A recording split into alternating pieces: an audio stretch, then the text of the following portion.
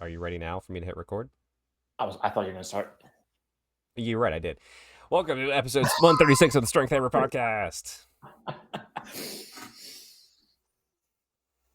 I don't know, like, how... I gotta see your setup because, like, I feel like I'm way too close to the camera, but if I'm not, my mic doesn't pick me up enough, but, like, I need a Mm, wider lens, I think.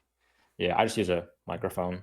So Yeah. it's, Do you... yeah, and I have a down lighting from the top here too. So Well, I'm not worried especially about on the... that side. I don't good lighting, that's fine, but I'm just saying, like, the width. I think I need to upgrade my camera to get more width, because, like, now it's Oh, just sure. like, yeah, it's... Yeah, you can't see You can't... anything. Yeah. I can just get much closer. She gets super close.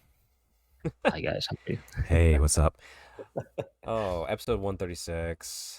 How you doing, Yay! Alex? It's been a good I'm great. week. I'm great. Actually, beginning of one week was rough. Okay, all right. I am dealing with some wisdom tooth pain. Oh, are they moving?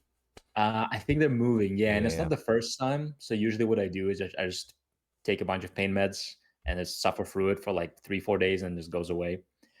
Yeah, it's... Do you have enough room in your mouth for them? I don't know. So I had my dentist tell me I should get it removed, All but he's like, it's dentists... not an emergency, but get it done I eventually. say all dentists I've found were just like, take them out. Everyone else does it. I'm just like... But I was told that with mine. They're like, oh, you have plenty of room for yours, but... Actually, because I'm missing two. Okay. No, not missing two. I'm missing two that... Like, there's two that came in on this side. The two Right, right, did right. not come on this side. Oh, And interesting. my mom, she's, in her 60s. She has two that didn't come in as well. Oh, wow. Okay. But they're Genetic. just... Yeah, but it's like I have room for them, and the dentist and like the everyone was just like, yeah, just take them out. I'm like, but I have room for them. Right, They're right. like, yeah, Why would I just take do them out. I'm like, but is there a problem? They're like, oh no, they come in fine. Just everyone takes them out. I'm like, no. that? Yeah. So I think next month I'll probably schedule a dentist appointment, get a new opinion. If they tell me again, hey, you really should take them out, it's not going to get better. Yeah, like I if will you're probably go. impacted, like yeah, you'll... Yeah, every 6 months, and the pain is pretty unbearable. Like I have to take medication, or I can't deal with I it. would say I've had like these two that didn't come in. Like Hmm. it's been years, but like once every couple years, like I'd feel it, like they would move a little bit, and they stopped. But like it was like Yeah, 2 or 3 days and it'd be done. But yeah, right. but That's if what it I'm. like it wasn't unbearable for me though, so maybe you don't have enough room. Maybe I don't know. Right, right. So I'll keep you updated whenever Well, I do have a dentist appointment. I'm But looking. today's the best day in probably 4 days that I've had with it. I have a dentist soon, and my brain's going. Was it Ooh, today? It's not today, is it? Right? that's hilarious. Let's Leave the just... podcast right now. No, it's next week on this day. Okay, Okay. perfect. Okay. Good. Yeah, I'm glad. okay. I was just like, then she said dentist, like, oh, adult stuff. Hey, by the way, how's your lawn? My lawn is great. I Awesome. actually just literally like 10 minutes ago finished the whole taking care of grass business. I cut it Nice. and then I wood whacked because there's corners I can't get to. Yep, yep. So it's completely done for probably another week. So I'm quite happy. Gotcha. Yeah, I snuck out, I think it was yesterday between Mhm. the rain. Like the sun came out enough. It's been raining off and on here. Right. That's So right. like I snuck out. There was like 45 minutes that the sun came out, and I just went and cut the grass real quick when it was dried up. And then I had time. I did the weed whacking too because I didn't do that on the first cut because Sure. I forgot to charge the battery. Yes. Yes. Yes. I might go mulch after we're done recording here. Ooh, that'll be fun. Yeah, and I'm Yeah. recording with Neil later for this episode, so maybe there'll be a mulch update. We'll see. Wow. We're gonna ask about the mulch. I have no mulch, so I won't be able to help you out. That's fair. That's fair. Well, I might even plant the garden tomorrow. We'll see. Ah, It there just you needs go. to not be so wet outside. Today was a beautiful day. We didn't have any rain today, so I'm quite happy about There's it. possibly rain tonight. Not a Jeez, lot, but yeah. jeez, That's why I'm like, let's get the mulch in. might be a good move. Yeah. Well, I'm glad the lawn's good. My lawn is it's good too. It's Yeah, nice. I'm It's glad. fresh cut. It's always such a good feeling when you cut it. It's like, it It's looks done. so Yeah. flat and green. Yeah. I want to put more stuff in it though, like more garden. I want less grass. Yeah, I don't. That's I fair. want I I have want more useful yard, right. less grass, because I don't just go chill on the grass, you know. So Yeah, I have a garden patch like with dirt, but like since I moved in, it was just there. I just never hey, touched hold it. on, hold on, my brother in Christ. What else would it be? I have a garden patch with dirt. I don't know. You have a garden patch with Okay. rubber. Like what? Like what are we doing here? What are you pressing me on, bro? But yeah, sure, sure. Garden patch, and I've never used it because I don't garden. Hmm. And I was thinking about it today. Maybe I should use it, but then I definitely have rodents in the area because I just see them moving around all the time. Yeah, do I you don't know if like I want to we tassel. I have some there's some moles around too and Mm-hmm. some field mice. Actually breaking news. Uh guess what The new pope is a mouse. new pope is a mouse. Guess what I caught today inside my house in a cup? Oh no. No mouse. Oh, cute little guy. Yeah, Okay. he's cute. Did you give it to your cats? The cats didn't even know it was there. Did nothing. They were so useless. Um House cats. but like I got it and took it for like a 10-minute walk, which was nice, a little extra bonus cardio from the mouse itself. Nice, And I nice. released it in like by some trees and tall grass, so it wouldn't be immediately eaten by the stray cats or the hawks. Give it a fighting chance. It's got a shot, Yeah, right. Good, good. but yeah, no, sorry. But yeah, you should still try a garden. Yeah, maybe. It's Yeah, a lot of work. So I don't know if it's worth it. it is a lot of work. Okay. Yeah, exactly. I say if you tried it, throw out something like parsley, lettuce, or something that simple that Something you know you simple. use regularly. That like if you Whatever. lost it, you'd be like, whatever. Not a big deal, yeah. Yeah. Like I said, Yeah, I garden because it's fun, not because I need the food from my garden to eat. So fair enough. You know what I am excited to do on the grass though is play around with the stones and the tire. yeah, yeah. I saw you playing with the tire a little bit in one of your stories, Hmm. but yeah, I'm looking forward to getting my stones out. It's a prime mace work Yes. time that I still have that gift. So I got to work through that. Yes, mace, stone, tires is a good time. It's a good time. It's a good time. Well, yeah, lawn, all that sort of stuff. Sorry, still getting caught up from my confusing workday. You're Yeah. So okay. okay. So the topic of the today tonight topic of right now live on this pre-recorded Whenever you're podcast listening. wherever you're listening is essentially so Alex and I were on social media like most people out there, and Alex obviously is out there in a broader audience and has to compete with uh bad advice out there, like in the fitness space specifically. And like when you're Hmm. starting out, it's easy to think just because someone has high production value on their videos on Instagram that like, oh, what they're saying must be true. No. Yeah. And like it's you have to learn how to fact find for yourself. But like we're just gonna kind of talk through how maybe to avoid that, how to make sure that the advice you're getting is correct. When what maybe a few people out there that we know that do give out proper advice Yeah, sure. in various forms that are worth listening to that I'd say that we have vetted through our own process. Yeah, no, that's a really that's a great topic. Whenever you mentioned to me earlier before the call that this is a topic we're going to talk about, I know it's a great topic because it is so difficult to navigate the social media space of health and fitness without getting just utterly confused. It's to be fair, I think that's just everything anymore. That's true. That's the kind of world we live in. Like the people that listen to this podcast, I think you guys all trust us and believe us, and you know that we're not BSing you.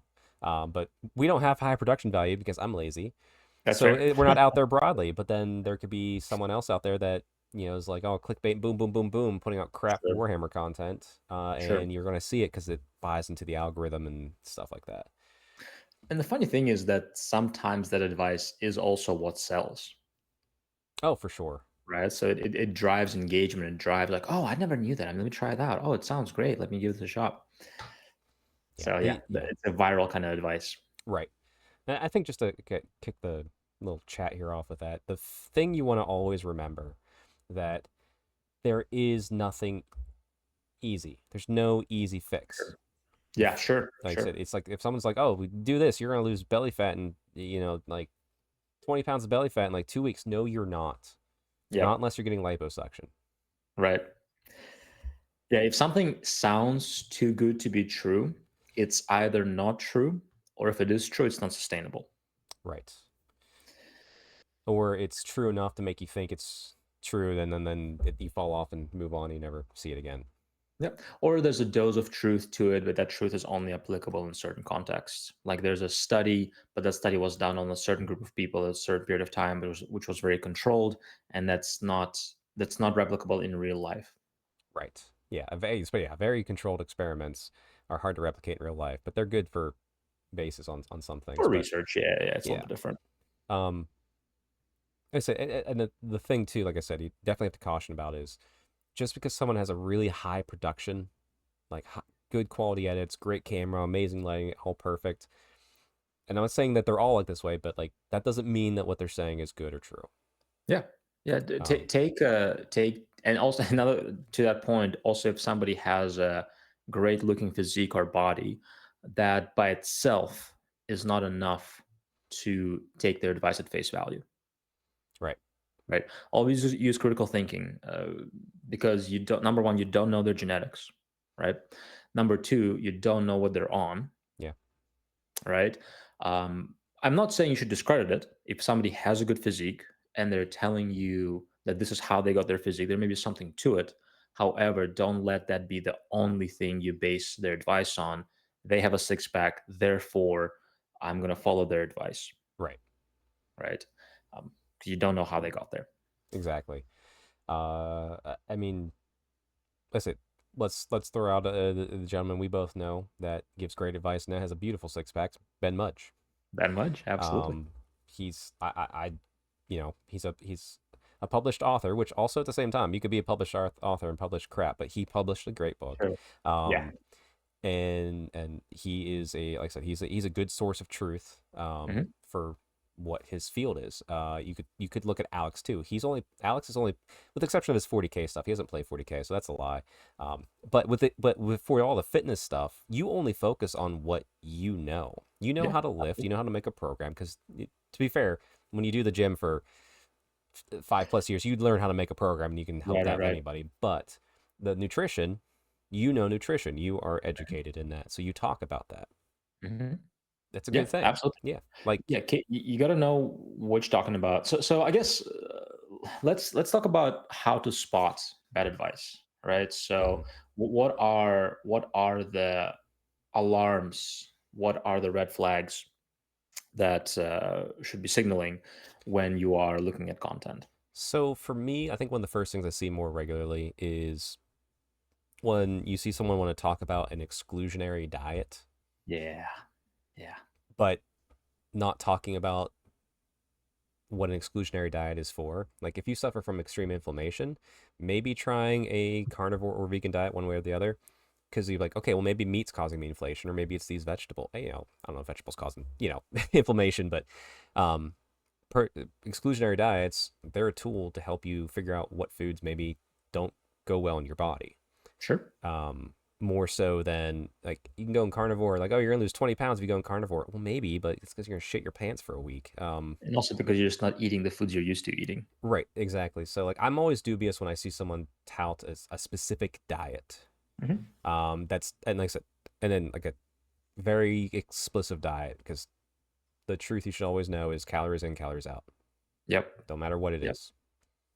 Yep. No, I 100% agree. If somebody preaches only one way to eat and that one way only as the way to be healthy and fit, Mm-hmm. they're probably full of crap. Because, and that's something you just see, and I'm not even that old, but I've already seen that in my own experience is, what is the biggest diet right now? Probably carnivore, Yeah. right? What was the biggest diet 5 years ago? Fasting. What was the biggest diet 5 years before that? Keto. What was the biggest diet 5 years before that? Vegan, Mm-hmm. right? So you're always going to have the new thing, and they all have And it's dose like, of fruit that can be beneficial. oh yeah, like you can be on those diets and still make it work. Like they're tools, but they're not. If someone's presenting to them as like this will fix everything, like no, it Right? probably won't. This is the savior. This is the new thing. And the problem with diets in general is because they are so drastically different, Mm-hmm. they can keep you in this loop of dieting and never actually figuring it out what works for you. Because you go from a carnivore diet to a vegan diet, from fasting to eating 8 small meals, from meal prepping everything at home to getting a company that makes all the meals for you, Mm-hmm. and you keep hopping between these extremes, and then in between you're probably eating like garbage, right, in Yeah. between that because you're so tired of it, and you actually never get fit and healthy because you're just always stuck in this loop of trying the newest, coolest, hottest thing that your friend, Janice talked to you in church because for her grandma it worked when she lost 20 pounds. You'll never get out of that cycle and actually get healthy. Yeah, and maybe another good way to keep an eye out to is as we're all doom scrolling, like these things fads pop up and algorithm will push the thing. So if you start seeing the same thing over and over again by folks that you don't already know and recognize to be sources of truth for Yes. you in the fitness space, chances are it's they're pushing the BS model. Yep. Not the tool good model of what maybe that fad might be used for appropriately. Yeah. And all of those diets have some truth to them, right? Like eating more meat and animal-based products is great because you're getting to your protein, you're getting some essential nutrients. Eating a lot more vegetables and plant-based foods is also really good for you. Mm-hmm. Skipping an occasional meal is also good for you, Mm-hmm. right? So there's all those things have some dose of truth, but you take that to an extreme, and sure, it's going to work for the 1% of the 1%, but it's not going to be sustainable for most people. Right. Yeah, so Yep. keep an eye out for fads. If you start seeing the same thing over and over again, it might be a fad, and you might be given the wrong information about how that could be useful for you. Yes. The one I would say is any fitness influencer that, similar to you, will hops on a trend of fear mongering, one food or one type of product. Oh my gosh, I Right.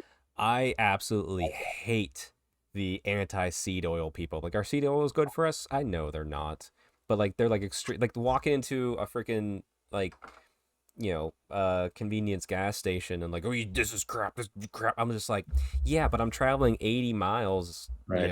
right now, and I need food in me to just keep functioning. So I guess I'm gonna buy a bag of Doritos and it won't kill me. All right. It's so silly, and I know they're so extreme. what it's to your point, it is fad. So once you notice that the 100 influencers are saying the same thing because it's a fad, because they can get clicks, because it's fear mongering, Yeah. because oh, I knew they were poisoning us, and that's how they keep us unhealthy, and that's the big food companies. I'm like, it's just silly.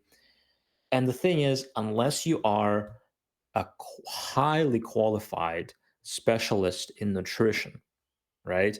That researches that data, you probably don't really know that what you're talking about. Right. And Because or they are highly qualified and they look at it, but they are pushing the extreme version of it because, like I said, they want sure, the clicks and everything. Because that's sure, also because you will see too. There's been a few like fitness influence I've followed over the years for the past decade or so that have okay. So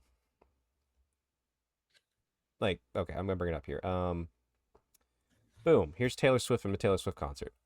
All right, sure, that's me, and I lean into that bit because it's fun. But one, that sure, bit doesn't hurt anybody, and two, it is sure, me. I like Taylor Swift a lot, sure, but sure, I've sure. seen so many influencers that get into a specific bit that they then lean into because it's getting them hyper algorithm, and they never leave it, even though it's very bad. And As it's not far even as a joke, right? It's one thing to like hop on a trend because it's a meme or because it's a joke, yes, because it's funny. But it's one thing to take this thing so seriously and just because you're not helping anybody. yeah, And I'm it gonna get becomes bashing. it becomes their content personality, which is like then And they're you're not actually helpful. Like yeah. there's so many influencers that just don't actually help anybody because all they do is fear monger. People go on these diets that they cannot sustain. They don't actually get healthier or fitter, and yet this person profits off the fear.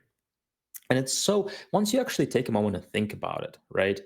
What is more likely? What is the reason that we are obese as a nation in general? Is it one, the fact that we're generally more sedentary, generally are stressed and anxious, and generally we overeat heavily processed, hyperpalatable foods? Mhm. Or is it seed oils? Yeah, it's probably the portion where we have too much and we can just consume whatever we want and it all tastes delicious and I want to eat more of it no matter what. Right. But the easier thing is to say, no, no, no, it's definitely the seed oils.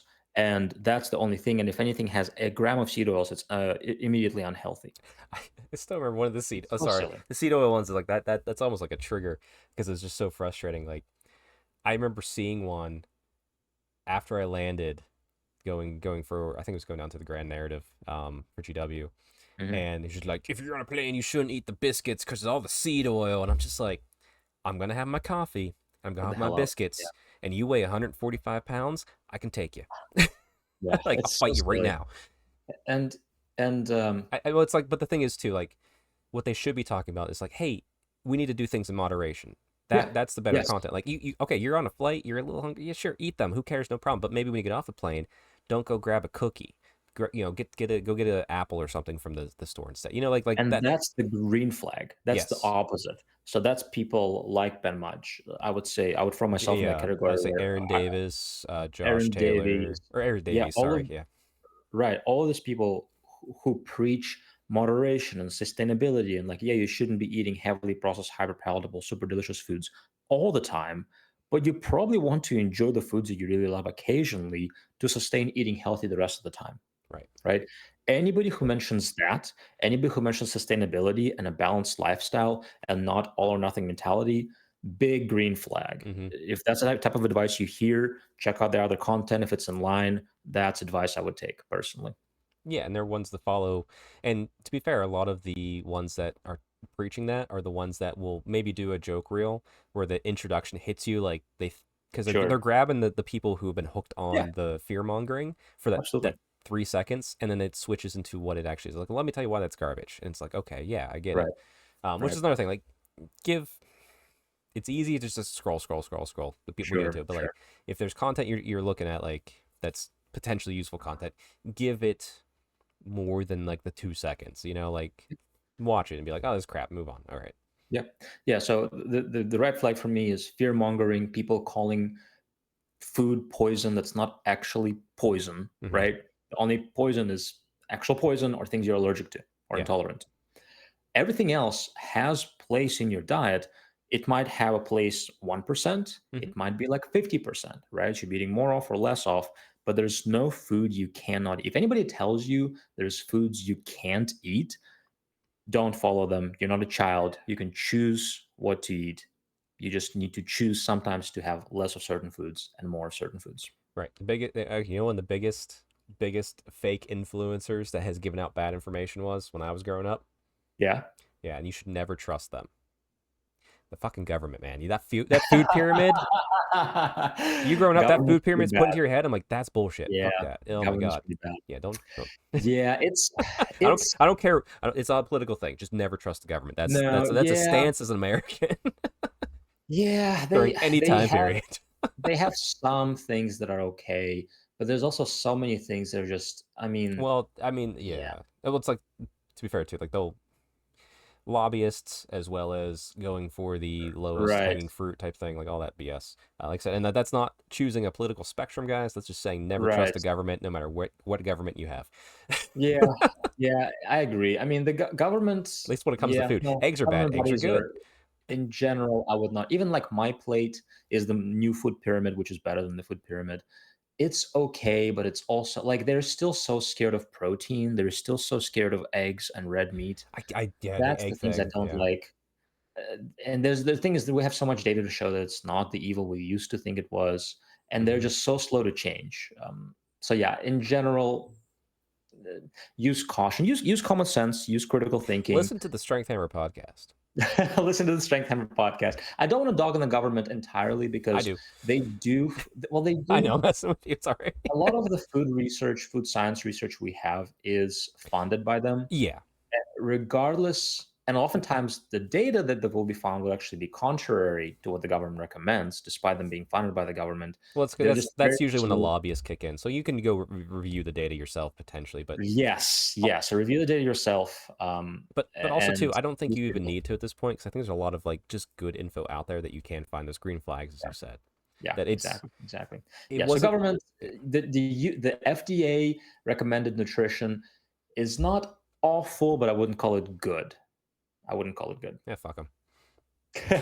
It is better than fake influencers. So I would put fake influencers at the bottom with giving you the diet advice, Yeah, then the government, then actual good influencers. I think we have the advice that's much, much we're all right. Next podcast, we're going to tier rank the government of the better. world I based mean, upon their food because I recommendations. mean, the reason I say that is because I used to work in a clinical setting, Yeah, and a lot of the handouts do come from the government. sure. Yeah, And if yeah, you look at them, they're not horrible. It's not like they're telling you to eat Twinkies and like awful food. In general, they promote carbs more than they should, and they're yeah, scared of healthy proteins more than they should, like eggs and red meat. And yeah. And they I still don't know why. Like, I because I think it's the farmers. They want to encourage you to eat foods that are grown in America. So like they encourage you to eat more corn and grain and those type of foods. Um, but it's not awful. You're not gonna you're but it's not good. Let me put it this way. it's not I'm good. not promoting them, but I don't want to dog on them more than fair. Well, I will dog on them because my profession does not rely on the FDA Sure, sure, sure. as Well, much mine as. doesn't either. I mean, I'm a Oh, that's true. Yeah, yeah, never mind. coaching business. Yeah. Um, that's it. All jokes aside, all that fun, but yeah, it's yeah that but yeah, I'm trying to think what's another maybe good green flag that you know of out there. Um, if they don't have their shirt off for every video they make, that's a That's good green flag. un Yeah, I was to say that too, because like even like a lot of the bodybuilders I follow that are putting out advice, they're not like you can tell they're jacked, but they're not just flexing to draw If you draw the have to attention. show off your body to get credibility every time you post, I think occasionally it's fine. Like, yeah, yeah, Mm, okay, I see that you have muscle, I see that you have good definition, great, okay. yeah, be But proud of if you that. have to That's hard show work. off your Yeah. body to get credentials every time you post, it's not necessarily automatically a red flag, but it's a green flag to me if they don't do it every time. Right. And like we're talking specifically about the influencers that are giving health and fitness and diet advice. There's the influencers out there that the brand is them because they're bodybuilders. They're gonna show their body off.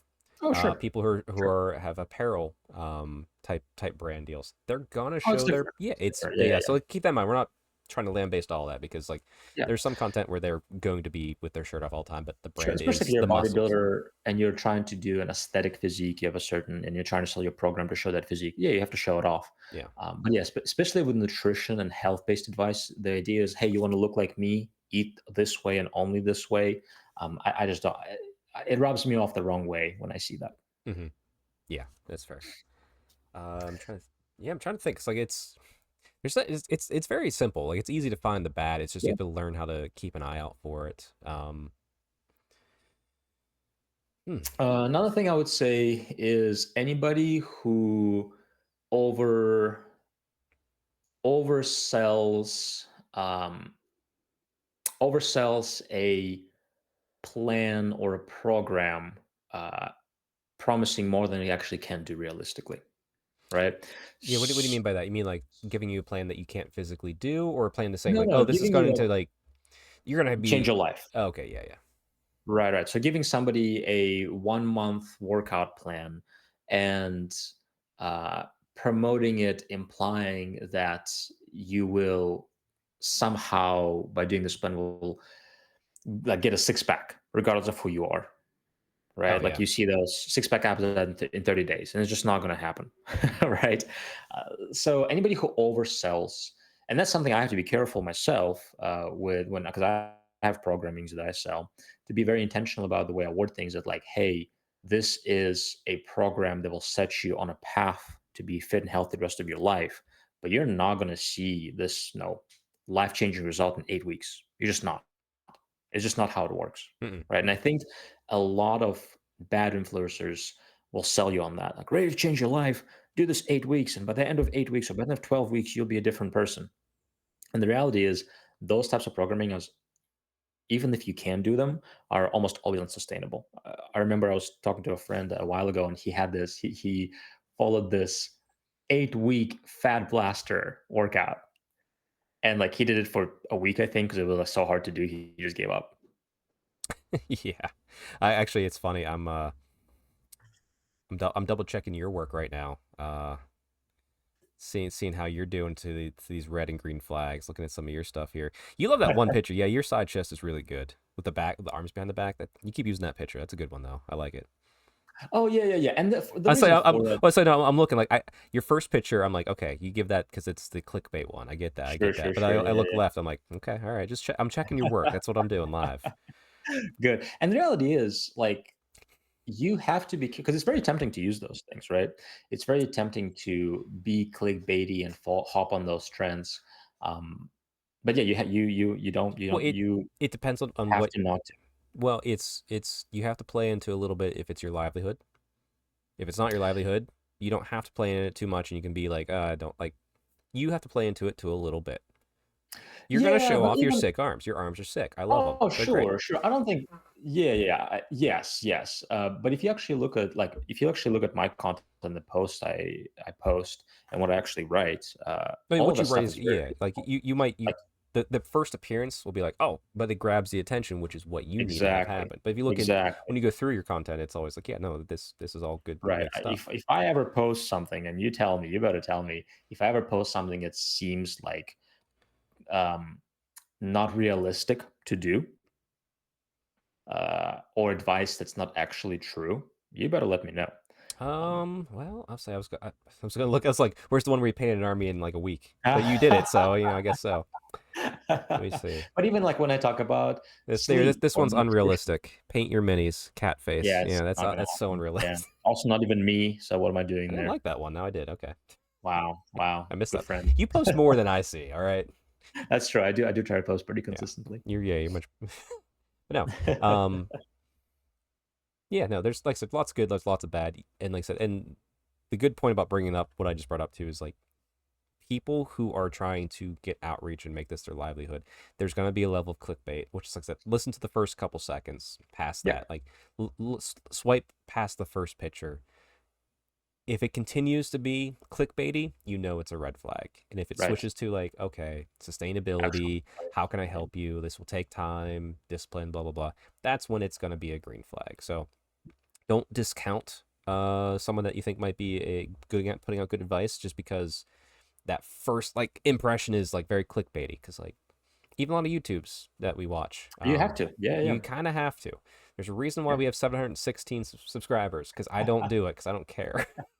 But no, that's 100% true. Yes. Is the reality is to actually drive engagement, you have to like that split second decision for somebody. Am I actually going to Yes. watch that content or not? And you're competing against people who are literally making like this clickbaity, rage bait, doomsday type content. Right. And it's a And choice to not play in that field, and that's fine. You have to right, accept what right, that means on every right, right, field. right. But it's also a choice to play in that field because, but like that's where like you have to educate people to be like, okay, there's gonna be a level of clickbait. Get Hmm. go slightly deeper. If it's Yeah, still actually give clickbaity, good advice. leave. If it's not, And I think stay. bottom line, it's bottom line. I think you can usually tell what somebody's intentions are, Yeah, too. Especially if you're following somebody and look at their multiple posts, you'll understand.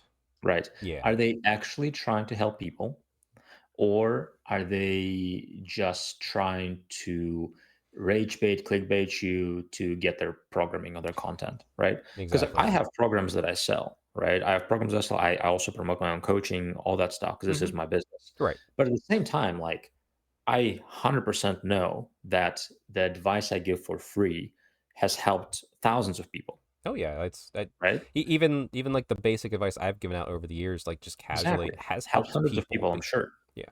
Right, exactly. So my intention, my goal is always to actually promote health and fitness in the community, get people to be healthier and fitter, take care of their physical health primarily, mental health, and kind of encourage them to do some hobby as Do much as I some can encourage hobby. Yep. Yep. myself, Yep.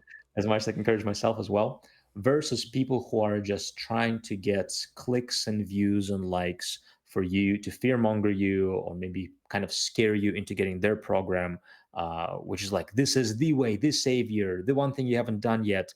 And then you do it, you can actually do it, and then you get the next thing. Yes, exactly. So Yeah, anybody who markets themselves as, especially if you hear, hey, the reason why you're not seeing results is because you're not doing this one thing. Oh, I happen to have that one thing. Give me money and I'll get to you.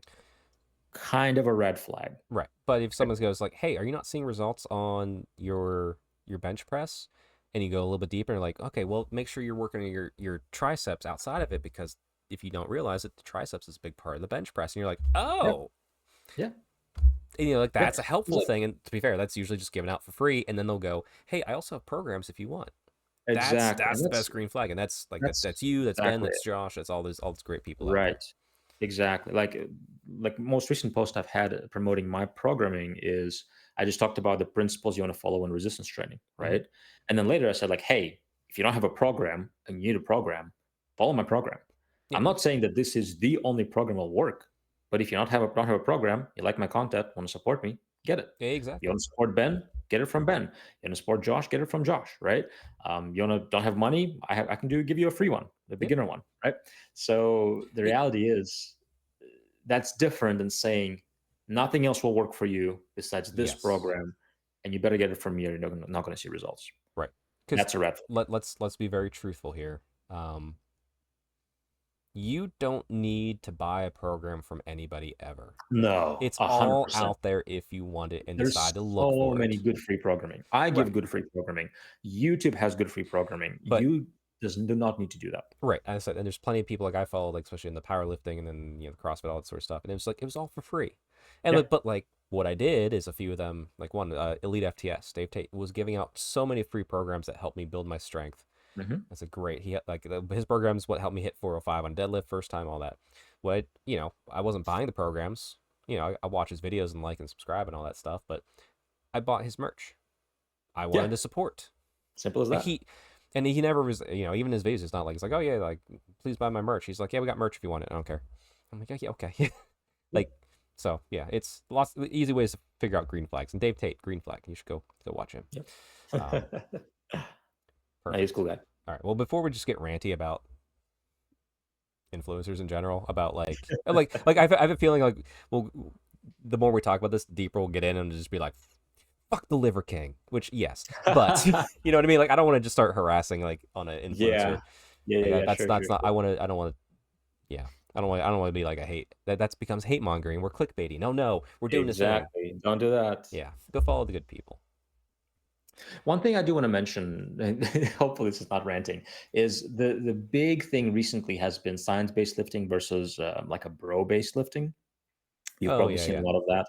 Um, One thing I want to say with that is anybody who who actually sees results to some extent is a science-based lifter. Progressive To some overload is extent. science technically. Right, because you progressive overload, you train with good form, you train close to failure, right? All those principles have to be applied. If you are doing on a treadmill using 5 pound weights as you're on a bike and you're doing this thing, you're not going to build much muscle, right? Right. Uh, so, to a certain extent, everybody's a science-based lifter, but also to a certain extent, Everybody's a bro lifter because you everybody's a just want bro to get lifter. jacked and be strong. Exactly, and also there's going to be some variation to certain people. Whether it's just what I like the most was going to keep me the most sustainable, Hmm. right? Like let's say theoretically 6 to 8 reps is the best rep range, right? It's not actually, but let's say, right? But I enjoy my workout so much more when I do 8 to 12 reps, You want the extra little burn. Sure. right? Yeah. Yeah, I should do it because it's actually going to be more consistent in the gym anyway. Right. And it's not like it's not to the level of detriment at that point either. Right? Plus, No, your body's not at all. adapting to that. So Exactly. Yeah. So the truth is somewhere in the middle. Once again, the yeah, it's truth is somewhere in the all middle. yeah. Well, like look at like if I was to classify us, I'd put you more in the science base, me in the Yeah. pick up heavy circles, bro base. Sure. But I haven't touched a barbell in 6 months, maybe longer. I haven't thought that through because I've been doing the machine work with my wife. Well, we were doing the cut, and I work Mhm. to keep her going working out because it's fun. I'm still doing that just with her. Good. Have you seen my body really change much? Not at all. Right. And guess what I'm falling back in line to when I was doing that, doing the bodybuilding stuff with the machine work. Hmm. What you were teaching me whenever, because like you were very into it more so Sure. than the barbell stuff, Sure. and I was like, okay, and it's like, okay, well, this rep range for this, like this, and or I'm like, man, I really haven't worked my upper chest in a way, and it's like, okay, well, I know how to do it through this machine because of the science based stuff, so it's like, it all Yeah. works. Just move heavy stuff. And the big thing online lately has been people taking other people's videos and just like decimating them, saying that they're fools for doing that, and kind of like having this beef between science based versus bro based versus somewhere in between. Hmm. And it just gets boring. It not boring. It just gets it's the same thing over and over again at a Well, certain point. this isn't to belabor this point, but like having been in the fitness like sphere for like just content that I watch, not necessarily putting out, but just content I watched when I was getting into shape and everything too. And I've seen it for Warhammer too. Like I said, and I'm Really. only saying this because like I'm older than you. Sure. Sure. Like you just start seeing the same pattern over and over again. Like Same. I'm like, Agree. okay, war gaming right now. Yeah, when's it gonna come back to dry brushing? is like the god of painting. Like Yeah. that outside of artist opus, he is a god of paint dry brushing. But like that's the cycle. It's all a Yeah. cycle. And it's It's all just the like you're same gonna thing. see it because new people come up, the influencers have to talk about this because it gets the blah blah blah blah blah, and it's a circle, you know. And Yeah. then that's where you get like me and you start getting a little jaded at some of this stuff. Yeah. And yeah, honestly, I get I'm getting jaded at this point, and it's not actually helping anybody. That's the thing. Right. What's your core desire with your content? Are you actually trying to help people or not? Right. And then, like so, but to a point, if it's your business, there's going to be a little bit of a cyclical nature Yeah, because yeah, of sure, the cycle of people. So sure. it It's a is little what bit it different. is. Yeah, yeah. Let's talk some hobby. I suck hobby. Yeah, Let's talk hobby. let's get a refresher here. Yeah, yeah, yeah. And uh, I have a feeling this is gonna be this will be like the people's favorite part, be the fitness part of this, because like me and Neil, the topic I've planned is not as I don't know if it's gonna go as deep out of nowhere. no, what are you We're gonna talking talk about? a little bit of prep for Akron Brew Brawl, which we'll talk a little bit here too with Mm, you, as well sure. as the Scourge of Iran, because I'm excited for it. Oh, cool. And Okay. also, I realized last week I released a video with this podcast all about Age of Sigmar, and we lost 3 subscribers. Fuck fuck you, 3 subscribers. All right, it's Warhammer content. I'll talk That's 40K if I want to. hilarious. That's very funny. Nobody cares about AOS. Not right now. It's fine. All right. Yeah. Anyway, let's. I got some lovely pictures here of Alex, Yeah. and friends. So boom, here's this with your good friend in the red shirt, who I don't know if I've met yet. Yeah, it's Giovanni. Giovanni is Okay. a good Okay. friend. Shout out to his store, 3D printing store, Jovis 3D Minibar. Oh. Okay. If you want to use a discount fit hammer for 15% off, you can. But he is not a sponsor. He's just a friend. I'm like, hey, you have a store? Cool, I'll give you. No, my subscribers can use a discount. You get some more business this way. Yeah. But he's a good guy. He is also big time into Warhammer. So he just wanted to come down and lift some weights and play some minis. He actually does lift weights. He doesn't look like it, but he does struggle with putting on weight. Sure. Yeah. Hard gainers Uh, are real. high gainer. But yeah, we had a good workout. He He's a pushed really hard. he's a It was awesome. Coca-Cola fan. I see too. I just Yeah, realized he's he holding the is. can next to his shirt. Yeah, yeah, he is. But yeah, he's a hard gainer, so he has to like drink a lot of liquid calories Yeah. and You deal get it with in. fatty food. Yeah, I try to give him some advice too there. Um, Nice. but yeah, he came down. It was really fun. We lifted. We played a game of AOS, Age of Sigmar, Nice. Nice. which I haven't played in a while since my trip to Canada. Mm-hmm. And it was great. It was really fun. He brought his character on Overlords. It was his second game ever of AOS, Is that a fully and painted army too? Though he has. no, Oh, okay. partially painted. In the picture, I see all fully painted. I think he primed it silver, so it Oh, looks okay, like okay. it's That's fair. painted That's again. fair. That's fair. But it was really fun. We had a really good game. It was a win for me because I think I was trying to play sort of fluffy, but he over committed to heroes Okay. in his army. We only played 1,500 points, and I think he had 500 points of heroes, maybe even more. So it just did not quite work in his favor. I only Right. had 2 heroes at 1,500 points, and they're goblin heroes, so they were cheap. Yeah. But yeah, just I had a little bit too many troops for him to chew through with his low model count army.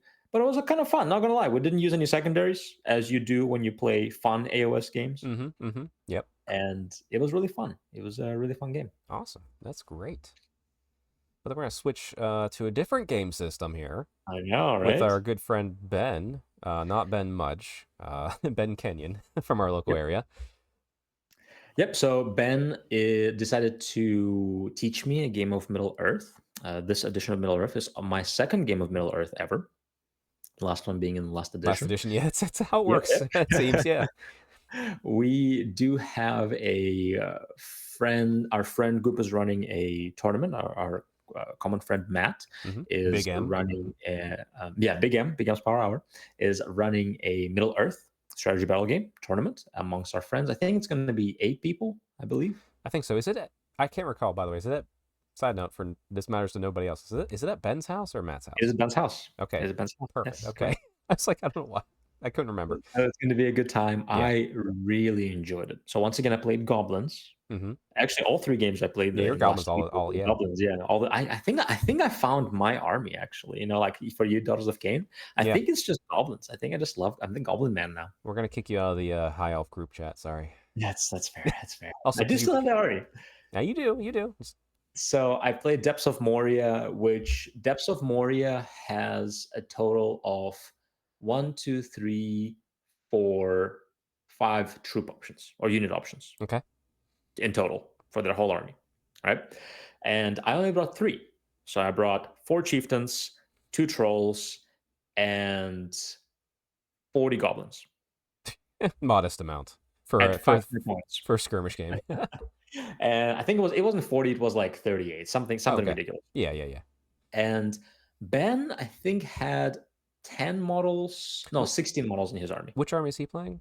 He was playing Riders of Rohan. Oh, okay, nice. Yeah. So very cool. Yeah. More elite than mine. He had a probably half his army was on horse. Hmm. And he did have three heroes in his army. Okay.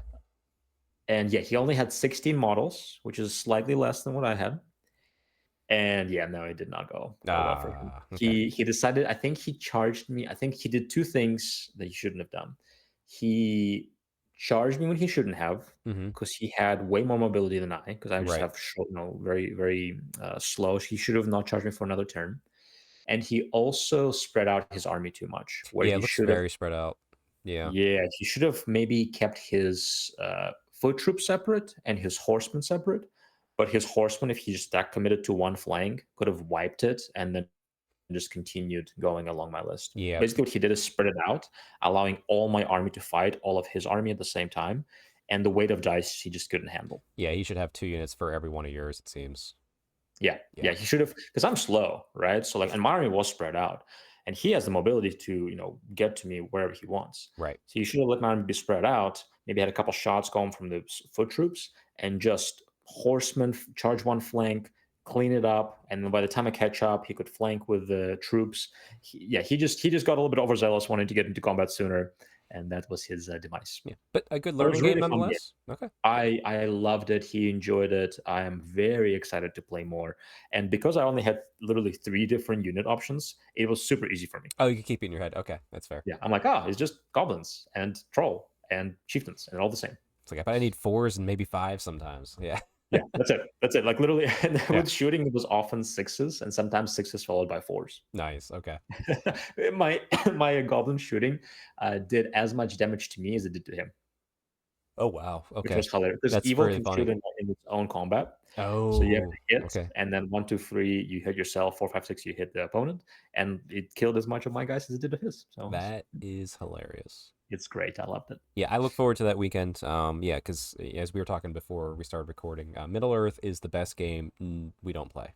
Yes, I agree. Feels to be always the case. And it's so simple, like because the rules are quite different to the fantasy and AOS. Yeah. But it's so simple. It's so streamlined. I really enjoy it. Yeah, I need to actually crack my book open and read it this weekend to kind of get ready because I don't know if I've even opened them. I bought them. I bought the books I needed. But yeah. There's a good bit of rules, but once you actually put them to use, it's really simple. It's so much simpler than fantasy, like so much simpler. Oh, no, like weird questions that we were getting in our game, which is popping up now of Old World. I don't know why Yeah, we we keep have finding these questions. It's like, how does this work? every time. How many games of Old World do you have under your belt now? Oh, well, like I'm probably triple digits now, I bet. Yeah, yeah. So, and we still have questions on some very basic things Yeah, that we do every game. and it's just because we put ourselves in a situation going like, huh, Hmm. technically there's no answer to this anywhere based upon the stupid thing we just did. Right. And it's Right. just like you just gotta wing it. Yeah, wing it, roll off, do the thing that makes the most sense. Yeah. It's still a great game. But the thing is, to the point, like we're preparing for the tournament, Akron Brew Brawl. So we were Right. I brought my tournament list that I've been thinking about, and you modified yours slightly, based upon just models you had available. Mhm. But yeah, like there's things it's like, well, how would this work? And it's like, well, in this case, it doesn't matter. Let's just keep going. But also, how does it work so we can plan for it and just avoid the situation or know how it's Right. going to work to point it out correctly whenever we're at the table. Yeah, yeah. The first game I play, I will probably just ask the TO about the rules, not to be anything to my opponent. Doesn't matter who I play. Like, hey, this happened. How do you want to rule this for the rest of the event? I don't care. Just tell me how you're going to rule it. I think the biggest one for you is where do your fanatics come out if you have that skirmish unit of Squig? Yeah. in front of Yeah, your unit? Like, because I'm like, that's a very obvious question. I don't know. By yeah. rules, I'd say it could come out, but I see your point. You're and But like, it's like I did not feel good doing that because it's like that doesn't actually make sense to be right, able to do that, right. right?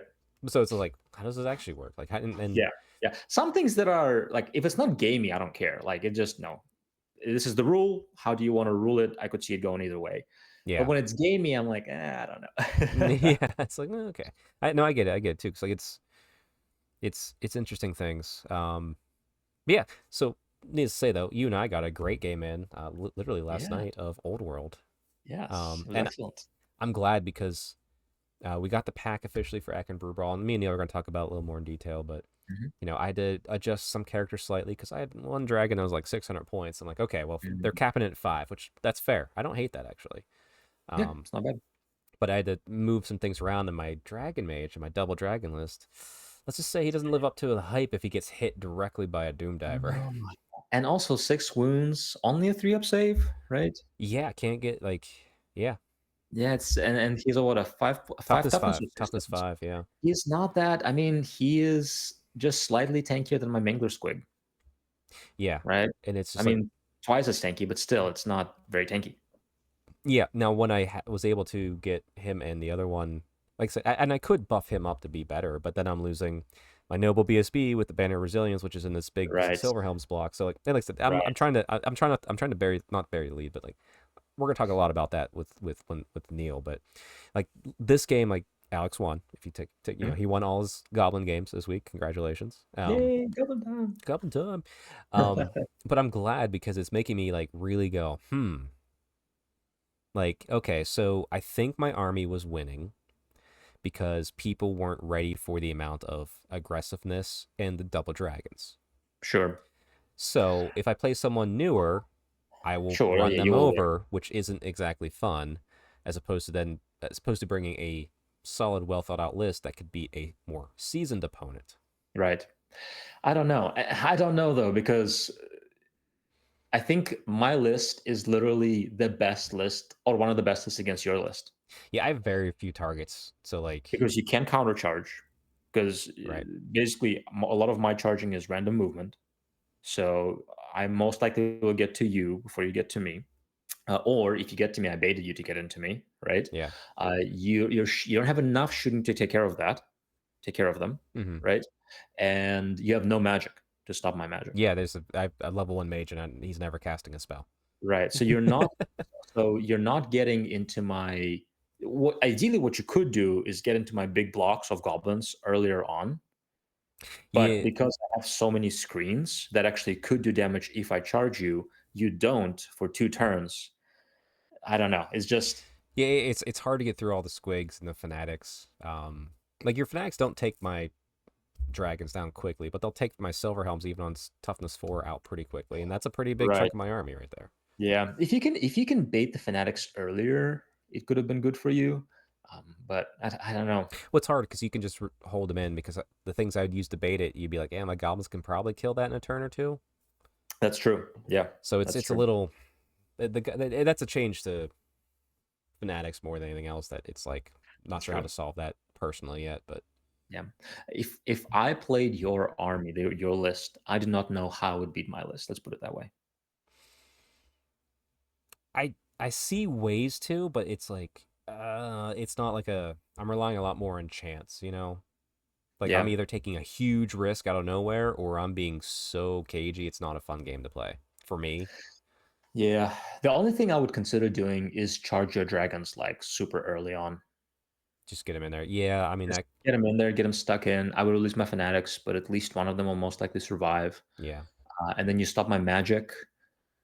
I don't know. Maybe it's still not an auto win, but I think you would have more chance than the battle we had yesterday. But yeah, and the thing is too, like as I'm going to talk about with Neil too, is I'm trying to not let because we played multiple times now, and Mhm. your list can solve my list much easier than my list solving your list. Yes, I've done yes. better when I've been more aggressive against you. I feel as opposed to the caginess I played last night. Not super I cagey, but honestly think your first game was better than the last game. Yeah. right. But it's just like I'm trying also not. I want to change things in the list, but I Sure, also sure. don't want to just take okay. Oh, Alex has beaten me twice and make me change everything to a list No. completely different because it's like, no, my list can still win. No, I think It's against an army that either sits back and shoots you, mm-hmm. you win Oh because yeah, you'll yeah. just charge Yeah, them fast. Against an army that charges you, you also win because you countercharge them. yeah. Or you're charging a dragon. Yeah, Or you're charging a dragon, which who cares? yeah. Yeah. So like literally, I could see you winning against most other lists, or at least have a much better chance. It's just that this army does not seem to be a good against your army. Now, Right. my army is, I think, is going to struggle against sit back and shoot me armies. Oh yeah, you go against dwarf. You're gonna be like, okay, here we go. Right. Hope I roll high Yeah. on my Or random like chart, random the Empire moves. army. Yeah. Yeah. Think those are the ones I'm going to struggle because I'm not that fast. And my fast units are very squishy. Right. So squigs, you die to regular shooting.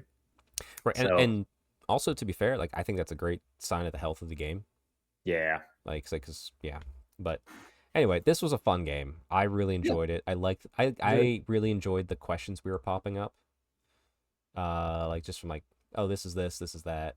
Even like the one where we were trying to figure out, like, you're just like, oh, I read this for the scouts. I'm like, I have a feeling you're gonna be ruled against. And he's like, well, it's the rule. I'm like, no, I think it's because the rest of us are stupid. Sure. You know Sure. what I Sure. mean? Like even that was like a fun Doesn't type of, really matter, right? yeah, that was But kind of like a it's fun conversation of just like, no, like we have to keep in mind that a lot of people have biases, and like, because that's fault that a lot of us have in our local group too. We're so used to older stuff that we like, oh sure. wait, it is completely different now. Right. Right. It's not 8th edition fantasy. Yeah, so until you learn it, and it's easy to just be like, just do this, and like we move on to our game because we're playing casually most of the time, but Right. we're kind of Right. reinforcing some bad habits Move on. potentially. Yeah. Yeah. So Right. Which does, yeah, I mean, totally does reinforce bad habits because then you have a rule in your head that's like, wait, I can't find that rule. So why have I been playing that way? exactly, but it's because we're casual and we're just trying to get through the game, have a good time. But now we're tournament prep, we're learning Sure. things, and it's been really Yep. good. Absolutely. Absolutely. My plan is to read through the whole rule book before the tournament. And the Just take FAQs, and the and the FAQs. So take FAQs. a day and like highlight, highlight, highlight. Remember this. Take a note. Yeah, I'm thinking about even doing like a little cheat sheet for like That might be my helpful. army. Be like Yeah. things to remember, like Yeah. someone's shooting my sisters, evasive. Yes. Don't forget. Don't Yeah, forget. You can move on. Yep. Yep. I'm shooting somebody, ignores cover. Like all just little Right. things like that. Right. Yeah, it's fun. It was still a good game. I have one more game, a couple days here. So Mhm. I'm gonna tweak my list slightly. I might try dropping. I don't want to drop. I'm trying to think. Drop the dragon mage. Drop the dragon mage. Get more sisters. See if more shooting will be I better for you. have done that. Well, You have done that. I Okay. didn't drop the Dragon Mage. I have a list. I taking my first list that I just played you with. I copy Mhm. it and I tweak it, Okay. and I'm seeing which one I kind of like better. So I have one where I dropped the Dragon Princes and maxed Oh, out that's right. Sisters. That's right. That's right. But I think I was Mhm. telling you like other ideas like beefier block of Dragon Princes, drop the Dragon Mage. So instead of 2 units of Dragon Princes, have one a little bit Yeah. bigger. Yeah. We'll Fight see. here. Yeah. Maybe. Maybe. We'll see. I don't know. A lot of options. Yeah, I will say this: the only other army that outside of like a horde army like goblins, because like that my army, it's a hard tough nut to crack. Mhm. Outside of that, man, I hope I just avoid all chaos warriors because that army always beats me because I just can't kill the Yeah. heroes no matter Right. what I Right. do. So tanky. So beefy. Yeah. Also, I should Yeah. start chaos warriors. You should. You should. Absolutely. Sounds like a fun army. It does, Very, but very flavorful. yes. Although I got lots of high elves here, which I'll talk about with Yes. Neil that I'm hunting. But Very good. all right, perfect. Alex, Chuck. handshake. That was a good episode. Good Good. half of an Good. Well done. episode. Yeah, well Well done, done. well Well done, well done. done. And don't forget to go check out Alex and Eli on Grimdark Games if you like this type of Warhammer slash fitness chat. Yeah. Their whole Thank you show's for the about shout just that and less lawn talk. If I hear you guys out. talking about the lawn, I'm suing. Telling you that much, all right? That's I will mine. tell. I will tell Eli we can talk about plants that grow outside. What's an equivalent boring thing? Laundry. You should guys talk about laundry. I Laundry. know, Yeah. like Yeah. How's like the find an laundry? equivalent adult boring thing and just use that, but like the same That's segment. hilarious. Not a lawn. Not the lawn. Like Oh, that's funny. anyway, but all right, everybody out there, we'll see Alex next week in a handsome face there because it's not Wednesday night. I can call him handsome. It's an inside joke for 3 people that listen to this. And then I'll see you guys over there with Neil, where we're talking a lot more Warhammer. See you guys. All right, and we're back. Second half of the Strength Hammer podcast here. I have to give a quick shout out. I just realized something as I clicked record there, Neil. I said I might mulch between recording with Alex and recording with you. Uh-huh. I'd like everybody to know that that was a lie. I took a small nap. It was nice out. It was beautiful, and I decided to not go outside. That's hilarious. What? How many yards of mulch do you need to do your yard? No, I just got the 3 bags. Oof. Yeah, it's I not need much. 10 It's yards. I gotta have 10 yards to do all the flower beds in my. ooh. Yeah. That last time I did that was a few years back to about like $700-800, something like that. Oh, so you get like the local nursery to drop a load in the driveway and you shovel it around. Yeah. Yeah. No, Yeah. I just have to go buy like 3 of the 20-pound bags. Yeah. I've done the bags. It never gets the job done. Yeah, I could probably get away with 4 bags, but also too, it's like, I just make it look nice enough before the foliage kicks in anyway, because then you don't see Right. it. Yep. Oh, We launched right into the lawn talk without even talking about lawn talk. I know it's like a little extra lawn segment. How is your lawn, by the Couple. way? Couple of domesticated SOBs over here. Oh no, home ownership. Ah. How is your lawn overall?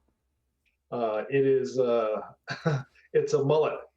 Oh, So the business in the front. I cut it yesterday. It was still too wet in the back, so it's a party in the back. there you go.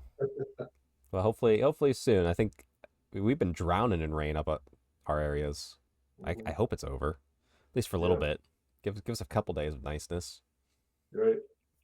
Also, this weird twilight, like there's no. It's either too bright. We're going with too bright. That's the light everybody gets. Too bright, not too dim. Perfect. Yeah. Lawns are looking good. I'm just happy it's mowed. And I'm sure your whole HOA is happy that the front's mowed. Right. Yeah, fuck. They don't know what they can't see. Yeah, screw your neighbors. Well, in the first segment, I was not cussing out. I was getting upset about the FDA and the food pyramid. So trust me, I can go harder on an HOA, especially since I don't have one. HOA is the most un-American thing on planet Earth, but Yeah. I'll dismiss right there. They might be listening, and if you are, like and subscribe. Yeah. Oh boy. Well, Neil, we do have some news actually. There's been a little bit more news sneaking into our show, more than not. I've been kind of doing some on with Alex's side, some with your side. Are you aware of some of the news that's going on out there, like Warhammer news? That depends on what it is. I heard some Horus Heresy garbage in the chats today. Here's some Scourge of Gyran info coming out, but outside of that, I am unaware. Yep. Well, first thing I'm going to bring up, probably the most important thing here. We have, boom, Team America, Age of Sigmar, finally gets past like second place at AOS Worlds and wins it all. Wow. Yes. So, bravo to them. I will give that a clap. Yep. Well done. Yep. Sean Clark there leading the way. Obviously, Tom Guan's there. And all the other amazing legends on that team there. I recognize about half of them, which is odd because it's only been like a year since I've not really like been going to a lot of like events to see them. So some fresh faces, which is good to see though. But yeah, they finally did it. They finally took it home. Wow, that's awesome. Yeah, I'm. Has that been like 7 years in running? Yeah, because I don't think we ever got past second place. And it was kind of, I think last year maybe it was like 6 or something. So yeah, just to come in swinging and take it. USA. Yes, sir. I'm a banner all over their asses. Hell yeah, I'm proud of him. You love to see it. The time whenever we're playing the least amount of Age of Sigmar, personally, Neil, is the time now's when we need to like really just rub it in everyone's faces. Right. Yes. USA number 1. Sorry, everybody. That's just how it works. But yeah, let me close that out. I closed out too much stuff. But hey, we're gonna go right into the next bit of news as I fix everything I just screwed up. Boom. As you said, Scourge of Gyran is a coming, and we were getting some articles out for it here. Have you heard anything about it at all? I've heard rumors. I haven't heard anything more than the rumors. All right, that's fine. Everybody, its screen's getting a little wonky as I get everything sorted here. Sorry for this. Sorry for this. It's not the wonkiest, but let me. Are we back? Are we back? We're back. Yeah. So they 3 days ago they kind of did the whole prepare, it's coming, and they did a little teaser video with the community studio team doing some dramatic readings, which were well done. And they did show off the next GHB, which is it's a little box set, which it's kind of neat. I like it because it's coming with the objective markers, which have 4 sets of symbols in them, battle plan cards, all that sort of stuff, new updates to the endless spells, and then the GHB is going to be a book itself. I'm not sure how that's all breaking down, but cool. All right. I will pick it up because I have hope for this one. And besides that, they started doing daily, get one up here, daily little mini updates to armies. Have you looked at them at all, Neil? I wasn't even aware they were doing that. So that's Gotcha. interesting. Yeah, they're doing because this is where like the hope comes in. They're adding a little bit of extra flavor to the armies, I feel, with this. That was our hope with this. So they're giving us new war scrolls for each, so a little bit of lore for each army, dramatically read, kind of fun. Let's open up a Stormcast one here. So they're giving us some looks to be about 2 PDF pages was what we're getting. So we're getting some extra heroic traits, some extra artifacts of power. Obviously, sometimes it might be 3, maybe it's gonna be 1. I don't think it's kind of set in stone yet how many we're getting of each. Mm-hmm.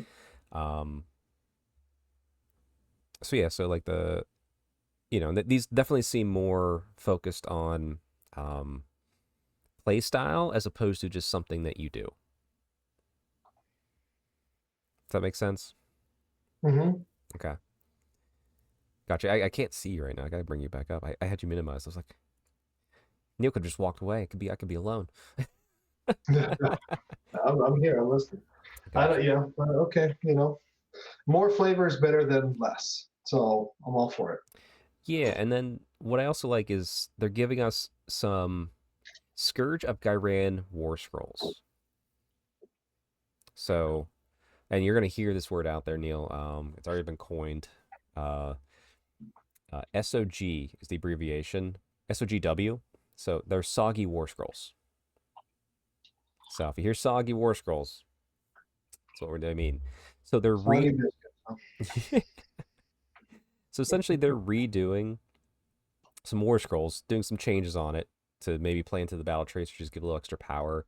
Might be different points, same model, and you can't use the Scourge of Gyran version of a war scroll and its regular version.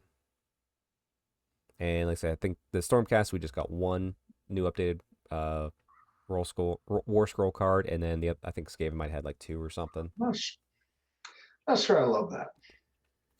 It's more to keep a hold of for sure. I don't know. It's like I don't want to be jazzed about something and be like, oh well, it's going to go away in a year anyway. So I don't have this bloodthirster. I'll go get this bloodthirster. Well, it's. I think there's hope of you probably have this model already, and they're just giving us a new version of the War Scroll for this season to play into the theme of the season. I guess. I don't know.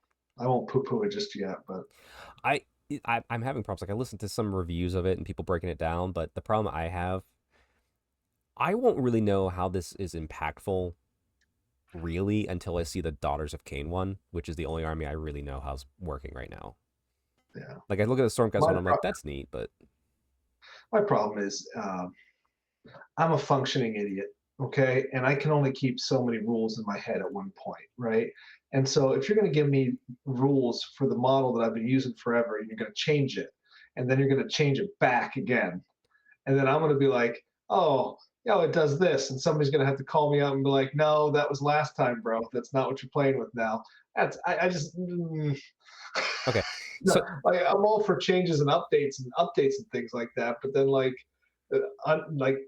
updates that aren't permanent, I don't really love. You know, at least semi-permanent.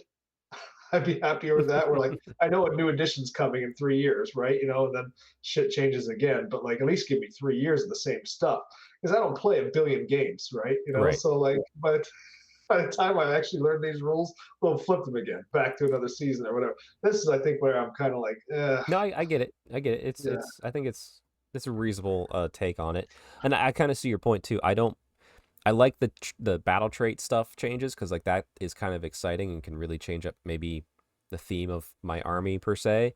Whereas changing one war scroll, it doesn't feel like it's changing my army. It's just changing one thing for some reason. And like I said, and I'm not really grasping the level of it until, like I said, I see the Daughters of Cain, which is the army I've actually played in this edition. mhm, But I say I'm not poo pooing it yet personally, but I understand and I appreciate you keeping us grounded here on the podcast. yeah. I mean, I like it. I like it if it's trying to fix something, right? But is it trying to fix something, or is it just giving me basically a new war scroll to learn? Like, because I've always been a proponent of like we need to fix the war scrolls. We don't always need to fix the points, right? But if it's not going to be, you know, an actual fix and it's just flavor, I don't know about that. You know.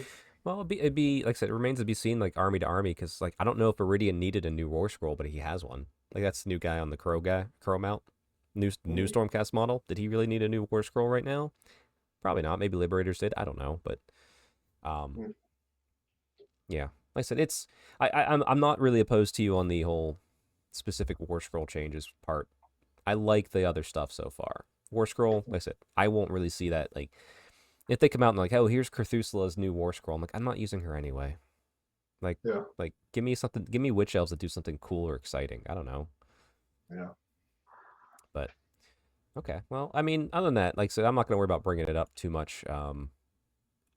There was a nice little video about the Horus Heresy. I think that's why I was going around because it's pretty obvious everybody that we're getting Horus Heresy this year. It's at that 3 year mark, and that seems to be what they're stuck in. So they did a night. GW did a nice little different than their usual style of video to kind of tease it a little bit. Made a little fake website type thing that was kind of cool. So a little bit of fun marketing on that one. That's probably why you're actually hearing about it.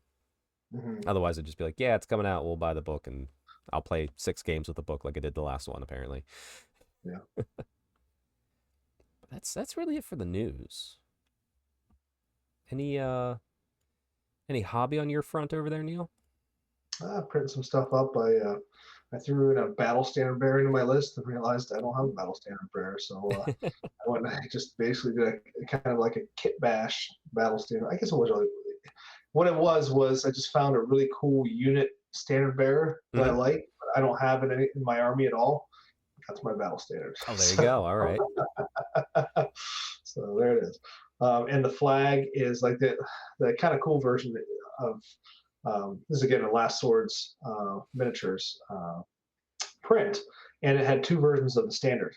One with a design on it that you could actually paint All right. onto it, Mm-hmm. or just one that was flat. And I'm like, well, I've got the transfers, baby, and this is Mm-hmm. going into my Sisters of Avalorn, so we're gonna use the Avalorn one. Perfect, done. You know? Absolutely. So, Nice. So is it printed? You're just waiting to paint it now? yeah, it's all printed out. Just got to glue it together and get it painted. So I have to finish officially if I stick with this version of the list. I have to paint that and the rest of my unit of 23 Modern Seaguard. Okay, so you got a little bit of work ahead of you. Yeah, It's all right. You'll I get it. do. You A get it. little worried about it, but as the date looms closer, the painting goes faster, right? I It's have one of those Lothern Sea Guards painted as like a test model. I don't like the way I did the shield, so we're gonna keep working on that. Um, I don't know. it's like Uh, it's just painting downhill. Like you're in like the wagon. Someone pushed you down the hill, and you're like, shoot, I got to finish this before I stop. yeah, yeah, yeah.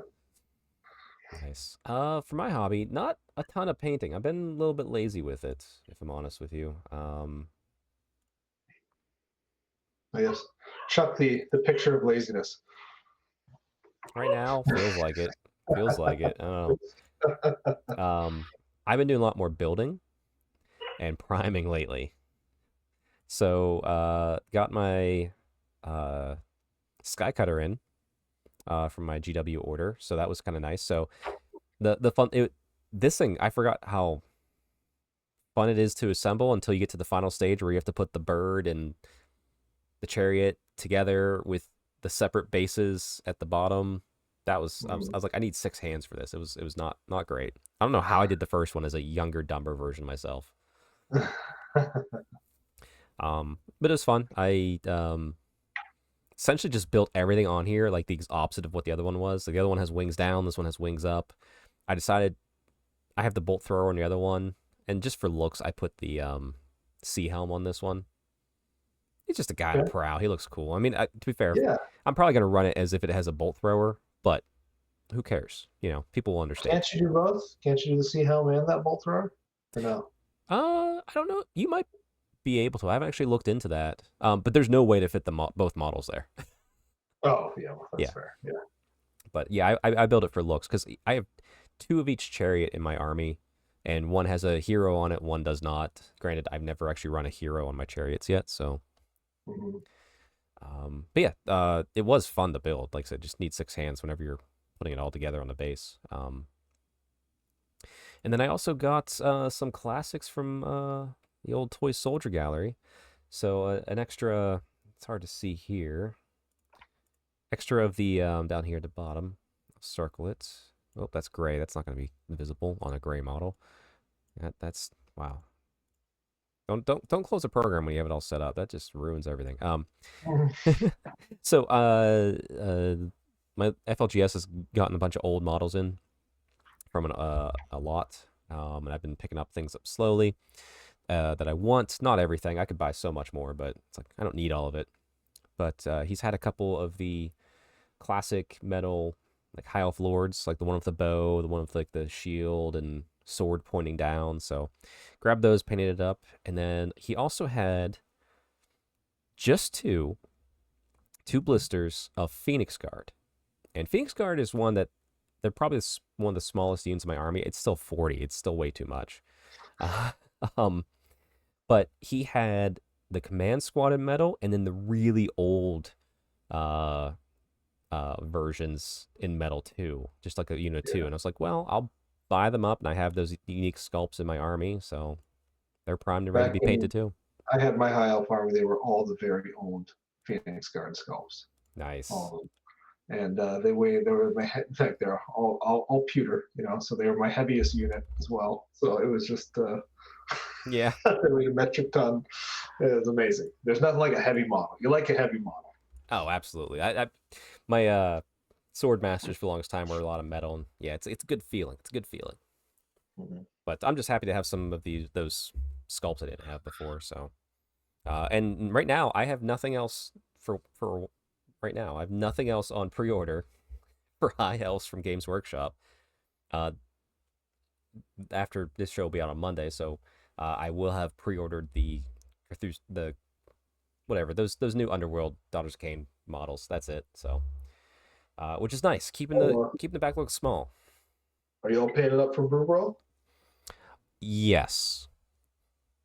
If I keep this current list. Although, granted, even if I change it, I have enough that I'm fine. Yeah. I have been kind of blending my old paint scheme in with my new a little bit, like, little touch-ups here and there, so I might have to do some of that, but I have zero rush towards Brew Brawl, thankfully. Nice. But speaking of Brew Brawl. It's hard to say. It really is. Brew Brawl. Brew Brawl. Neil gives me the perfect segue, and I talk about balls. We all knew it was coming. Hey. So yes, end of this month, we're going to the Akron Brew Brawl for some Old World, and you're all well aware of that at this point, I bet. But we got the pack out. Neil, are you excited for the pack? Yeah. We had some input into it. We did a lot. Not really a lot in the way of other than browbeating the TO. Don't do that. No, we don't like that. Stop it. Most of the people coming don't like this. Stop. Which thankfully, I think the TO Drew shout out. He's very receptive to feedback and it's really good. And he has a few small changes, and I'm like, I don't like, I think both of you and I are like, yeah, it seems fine. Yeah, That's fair. yeah. I kind of like him, honestly. I have zero problem with anything he did. So Yeah, it's all good. So let me get the and it is pack a up here. light touch too. Yes. I've seen much heavier. So Yeah. Look at Nova. It's probably the heaviest one Mhm. still. Yeah, there might be more next time. I think but he'll put the pack out ahead of time so people know what they're signing up for too. That was Mhm. one of the other Yeah. concerns of his. My So thing was like, don't try to fix something that hasn't broke yet. Like, and maybe it's been broken in other places, but if it's not broken in your current meta right yet, then don't like. I know, like sometimes you can try and fix things before they even become a problem, and you never find out if they actually were a problem or not. Um, yeah, I think so the best example of this is was it Brewhammer 2 years ago, where they decided to use the GHB only battle tactics and not the army tactics, and it mhm, didn't really like even the field out like everyone was expecting. It just changed who was on top and who wasn't. mhm, And it was just like, yeah, that was just not fun for some people suddenly. Um, mhm. so I think that yeah, but yeah, let me get the pack up here. We can chat about it here. Boom, there it is. So not to go too far into it because it's pretty Mhm. standard in a lot of ways. 2,000 points, old world. Uh, battles chosen, rolled at random before each battle round. That is kind of fun. I like Yeah, that because yeah. you don't know what we're gonna get. That means we get a chance of getting the one that I really wish you would just take it out or just re-roll anytime you got the one where like you come in off the battlefield. What the hell is that one?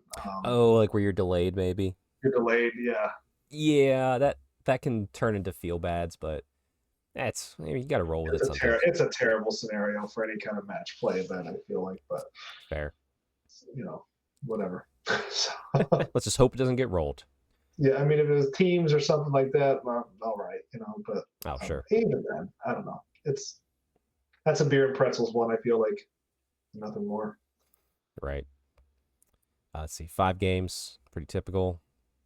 Tools, yeah, bring your stuff. Buffet lunch all day, soft drink or beer, 1 token included each day. Okay, it's a little bit English going on there. Um, need some punctuate. We need Dave Broke in this pack. That's what we need right Yeah, yeah, yeah. now. Sorry, not to make fun of it. I just read that out loud. I'm like, wait a second, that doesn't say words right. All right. Anyway, mustering the army. Obviously 2,000 points. Ravening Hordes, Forces of Fantasy, and I'm excited. Square Base Renegade Legacy Pack is allowed, which 100% should be. I think at every place that is unofficial as far as these events go, because I think that's a great little pack. Yep. Let's see, no more than 2,000 I do points. like that he has both. He has legacy armies and the renegade pack. So if you want to run it one way or the other, Yeah, it's fine. So because there are people out there who maybe have no idea what that is, and that's fine. Right? You're playing in your basement. You're not listening to all these podcasts like you and I are, right? You're just you just fair. know what's out, right? So yeah, I like that both are available. Yeah, because someone might read that, but like, I'm not too concerned. I just want to run my Dark Elves, have a good time. I'm like, yeah, sure, do it. Yeah. Let's see. Current rules, all that sort of stuff. Mercenaries cannot be used at the event, and named characters from arcane journals are allowed. Allied contingents are not used at the event. So, what do you think about that? I don't think I would ever, in a competitive event, I don't think I would ever run allies or mercenaries anyway. But I don't care. I hate allies and mercenaries. I've always hated them. I hate them okay, in Sigmar. I hate them in. I'm glad. Get them out of here. Get them out of here. I, I, I I like them. think that's a beer and pretzels kind of thing or a narrative type Yeah, I like them thing. for narrative. Yeah. But yeah, I would never even think to do it in a competitive. I'm not sure if it would even be a problem mentally for me, but maybe I guess dwarves bringing mage would be kind of annoying. Yeah, that's fair. I think it's fair. These books are well written enough, so. And Neil's hard and fast with his opinions tonight. I love it. You never have to worry about that one. That one's coming out with no resistance. Player's code, don't be a jerk. Yeah, we get that. And I do like this little bit here. Whenever you're trying to get a rule going, instead, if it's something you're trying to figure out with your opponent, like I tend to do this. I think most people do, at least in our scene. Be more restrictive with yourself and more liberal with your opponent. Mm-hmm. I haven't really seen anyone take advantage of that whenever that's been the case. So that's a nice little rule of thumb. And then if you're at an impasse, bring the TO over. Although it's been funny because I've been playing Alex a lot lately. We keep running into weird things, and I'm just like, how? And a lot of it has to do with like the way that armies are interacting, or like something Alex is doing with his army. I'm like, well, it makes sense by the rules to do that, but then he's like, well, yeah, but it doesn't make sense with how this looks. So it's like a lot of like little nuances we've been finding, and I'm just like, hey, just ask the TO. So I think Alex is going to go to the TO at the start of the event with like a list of questions. I'm like, okay. Which is fair too. Probably send those in early so the TO can digest that and get back to him before he's in the midst of running an event. That's very true. He's running multiple events. Yeah, maybe I'll suggest that to Alex because like there's nothing like too hard on it, but it's just like this isn't clear. How do you? And then it's Alex. He's like, how do you want us to play it? That's all. Right. I say most of it has to do with his army specifically, with squigs and weird things like that. So, yeah, nothing shenanigans on that for sure. It's all just they don't answer this. How would you like to do this? Yeah. Yeah, obviously. I actually didn't read the quit policy yet. Let me see. So we expect all players to play through the games. Makes sense. Not concede. And as doing so can impact tiebreakers. Yep, ultimately final rankings. If someone does have to concede, the game has not reached a natural conclusion. The conceding player earns a loss of 0 points. The winning player gets a major victory. Okay, all right. Sure. Okay, I wasn't sure if there's anything special there. That seems pretty standard. Obviously, the games he lists out. Which ones? So open battle, flank attack, meeting engagement, mountain pass, command, and control. Which one's the weird one? Do you know, top of your head? I don't know the names that well. I can't remember off the top of my head. I can look it up real quick though. It's fine. Oh, and I did the little note, the much needed note of historical recreations will not be used in this event because you're not bringing the exact armies. Yeah. Scoring. Dead or fled, king is dead, trophies of war, scenario objectives, and special features. Well, I'll be using the Old World Builder app to help track my score in game view, which is such a great tool. Have you seen that yet, Neil? Have you played with that? I have. Is that an app or is that? No. Is that just on the web? Like. Well, I have Android. See, yeah, somebody else had Android with it too, so I don't know. Yeah, so like it actually installs like the API as if it's an app, even though it's just using the web. But if I open my list up here, oh, it's gonna be blurry. See the 3 dots, top right? I click that. There'll be like a little down shield arrow called Game View. It's a little blurry. I apologize. Right there. Okay. And if I click that, it gives me access to each thing in my unit. And I can even do some check marks, be show victory points on the top right, and then I can be like, oh, I can mark things as dead or fleeing. Okay. It helps a lot to just not have to worry about remembering stuff as you go. Oh yeah, I have it too. So it's on the regular web as well. If you just have it on the regular web. Perfect. Yeah, it's a handy little tool for scoring a game and like keeping it simple for you. Oh yeah, this is great. Yeah. Mm-hmm. Let's see. Best general. Overall winner will be determined by number of victories achieved at this event. Players will be split using the following tiebreakers: victory points, strength, schedule. Okay, and I assume probably worst case, he's using BCP, so random's probably like absolute worst tiebreaker thing at the bottom, which is like sure you need that. Mm-hmm. Pairings. Paired randomly, although he's allowing grudges. Using Swiss, all pretty easy.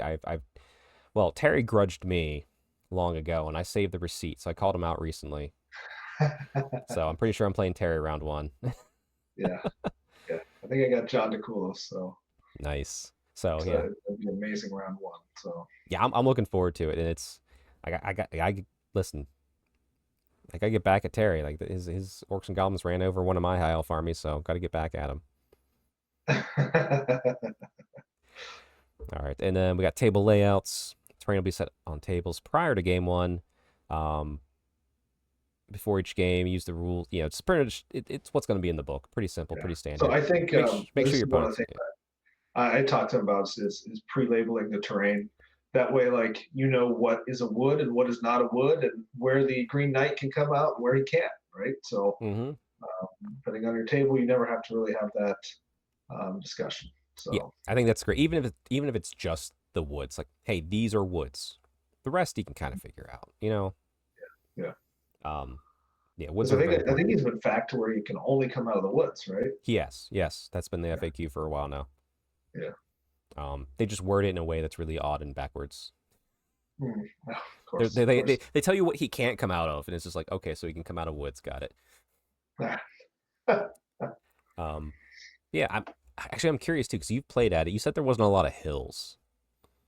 I did not see any hills. Okay, hopefully there's been some I don't know added if that'll hills. change, but we were just again we were two tables, Yeah, so it's like so, sure, yeah, so we don't know what's coming as far as this is much bigger, almost 20-person event. So yeah, 2,000% growth, one event. mhm. Old world's going strong. Mhm. All right, and then the last little bit down here, the important part, that kind of talks into our little discussion tonight. Um, Official Akron Brew Brawl. Say that. Gotta say it slow. Uh, Rules and interpretations. General rules. No one character can have a points cost over 500 points. I think this is the one where you and I are like, yeah, that's fair. Yeah. Like it doesn't say I can't bring my dragon, Hmm.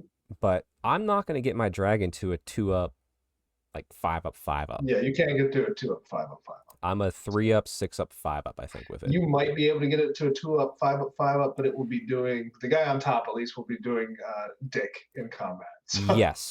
And yeah, I want the Star Lance right now, so I'm at a 3-up, 6-up, 5-up. If I drop the Star Lance for something else, maybe I can get to that 2-up, but I don't know. yeah. Rule of 3, which I've not really seen too much. I've seen people throw this around. I mean, I think a lot of, like 40K has it in their base rule set, so no more than 3 of any unit may be taken in your army, with the exception of core units, which can have up to 6 selections. I've never been concerned with this because I'm a high elf player. Yeah. Your I'm units not. cost so damn much. 3 of them is all you're ever going to get.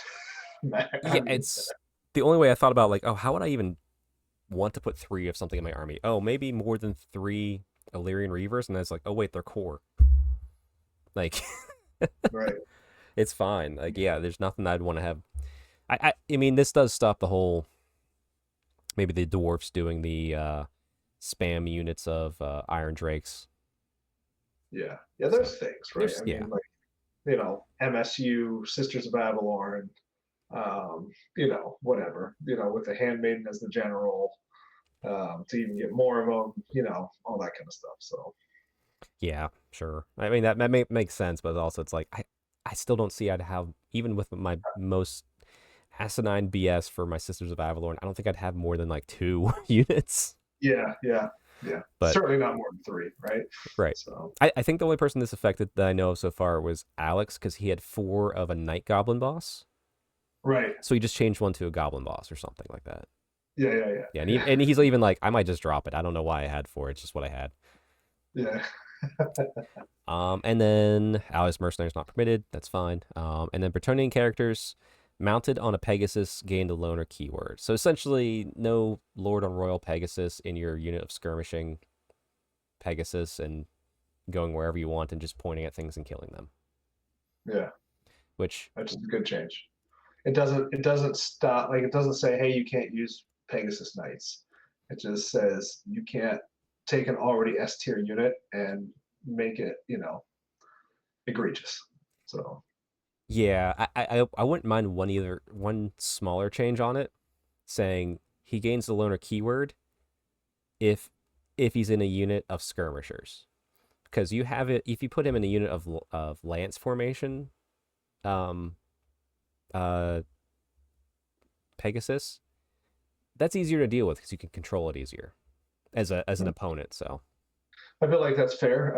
I played a guy though with an inlance formation, and he didn't kill my Star Dragon. So, oh, okay, all right. Well, there you go. If he got you, he got you. but maybe I could have outmaneuvered it a little bit better, and maybe not rolled a 11 on his break test. So that's that's fine. That's fine. I've had some bad break tests too. So well, with that said, we had some armies going into it. The mine hasn't been adjusted a ton so far. I played it last night with the new adjustments against Alex, and I talked about that game with him. I lost. His army is very much a tough nut to crack with my style of army: low magic, fast, aggressive. So I've been kind of waffling on what to do with my army without the gut reaction of wanting to just be like, screw it, start over. Like, no, I want to keep playing what I'm playing, but like, how do I adjust it? Where do I make my tweaks? Where am I comfortable with it? But how about you? How's your army prep and things going? Since you're painting it, so I understand you're a little bit more maybe less open to change because you don't have the time to adjust. not really. I wound up. I'm gonna pull it up here in a second, but I wound up making some changes as well. So I used to have a griffin, like a noble and a griffin, as well as the dragon. Yep. I removed that. I wonder whether I will miss it. I may. Well, I guess it would be remains to see.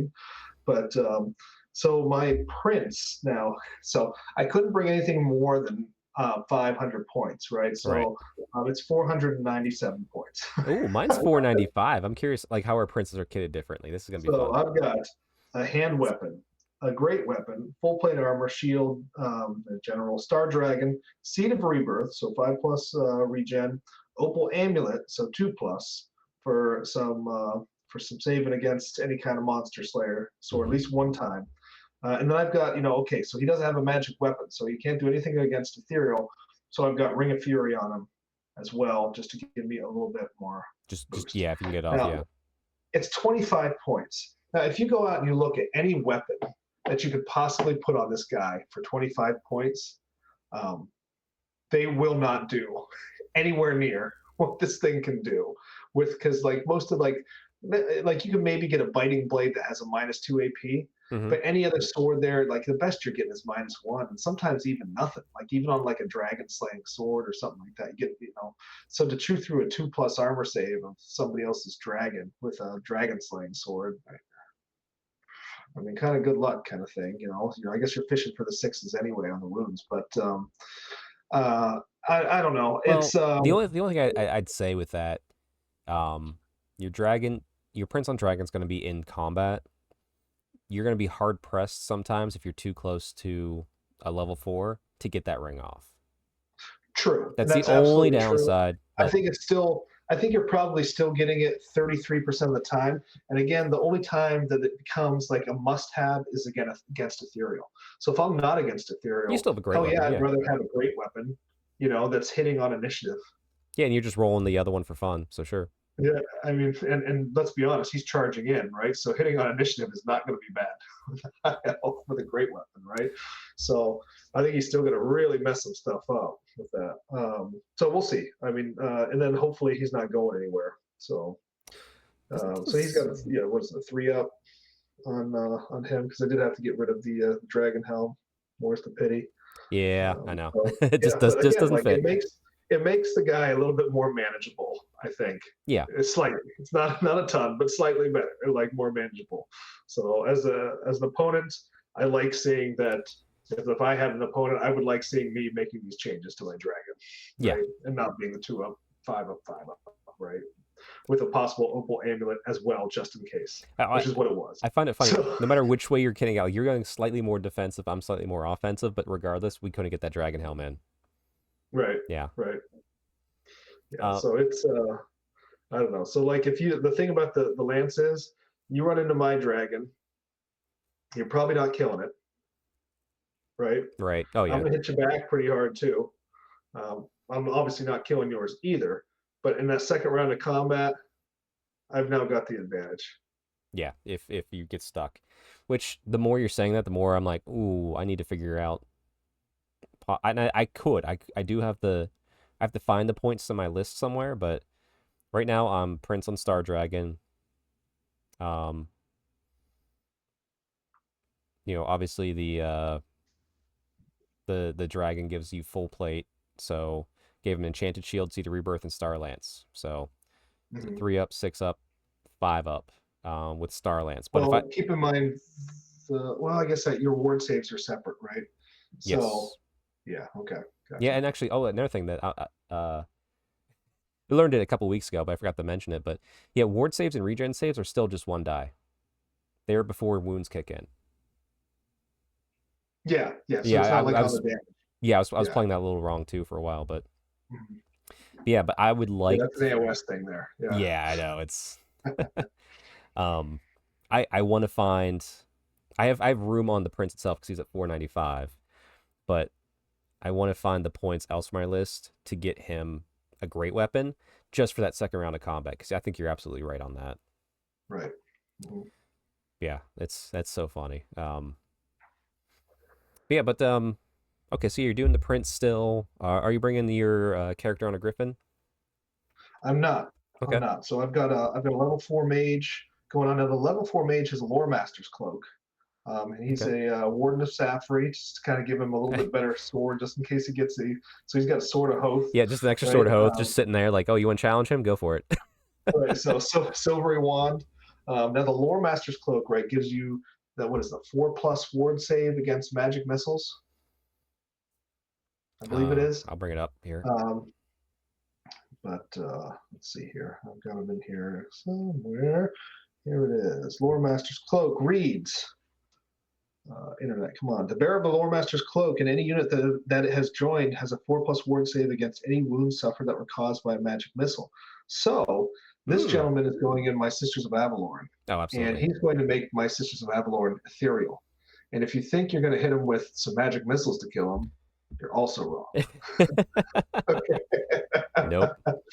So this is my probably now. Now, could you run a pillar of fire into these betties? Yeah, you could. Yeah. You absolutely could. But here's to hoping the dragons kind of cleaning up those wizards out there. That's the hope. Yeah, so that was the thought there. So it's really kind of running like I guess what they kind of call the mini sister star. Yeah. So I've got 14 Sisters of Avalorn. They are going to be the Archmage is in with them, so they're going to be ethereal. They're going to be shooting. I'm going to remember that they ignore cover, Yep. so they're going to be shooting much better than they were last time. Yep. I know. And then I'm going to throw a Battle Standard Bearer in there as well as a Handmaiden of the Everqueen, and so Oh, she'll I have the forgot Horn of she could be a Aisha. BSB. She can't be a Oh, she BSB. can't. She can't, but I'm putting a separate BSB in there with her so that they can Oh. get.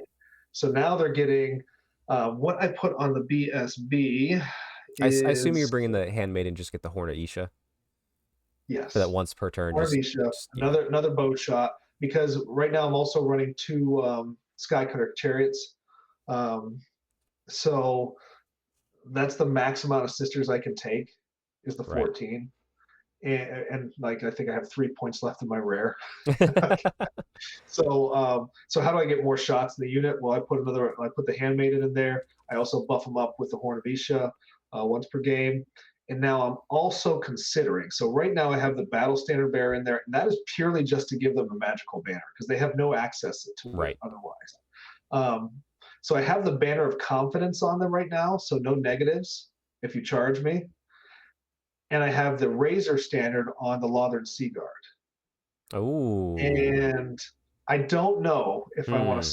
swap and potentially maybe put a war banner on the Lothern Seaguard, or maybe even the Banner of Confidence, and then go with swap to the Razor Banner, which on sixes gives them a -5 AP. Why is it -5? Because I thought they're -1 So it's natural, -1, right? and And then then they have Armor Bane 2 from the Arrows of Isha and from the Bow of Avalorn, right? So right. that Yeah, they knocks it have up to two separate armor banes. Armor Yeah. Bane 3. Yep. And then the Razor Standard gives you an Armor Bane of 2 Oh, it on gives you top of that. two. Okay. That Ooh. makes it Armor Bane 5. That basically says you don't get an armor save ever. Hmm. So, yeah, Yeah, I mean, the thing with sisters I've learned is they will take stuff out, but yeah, you're fishing for sixes.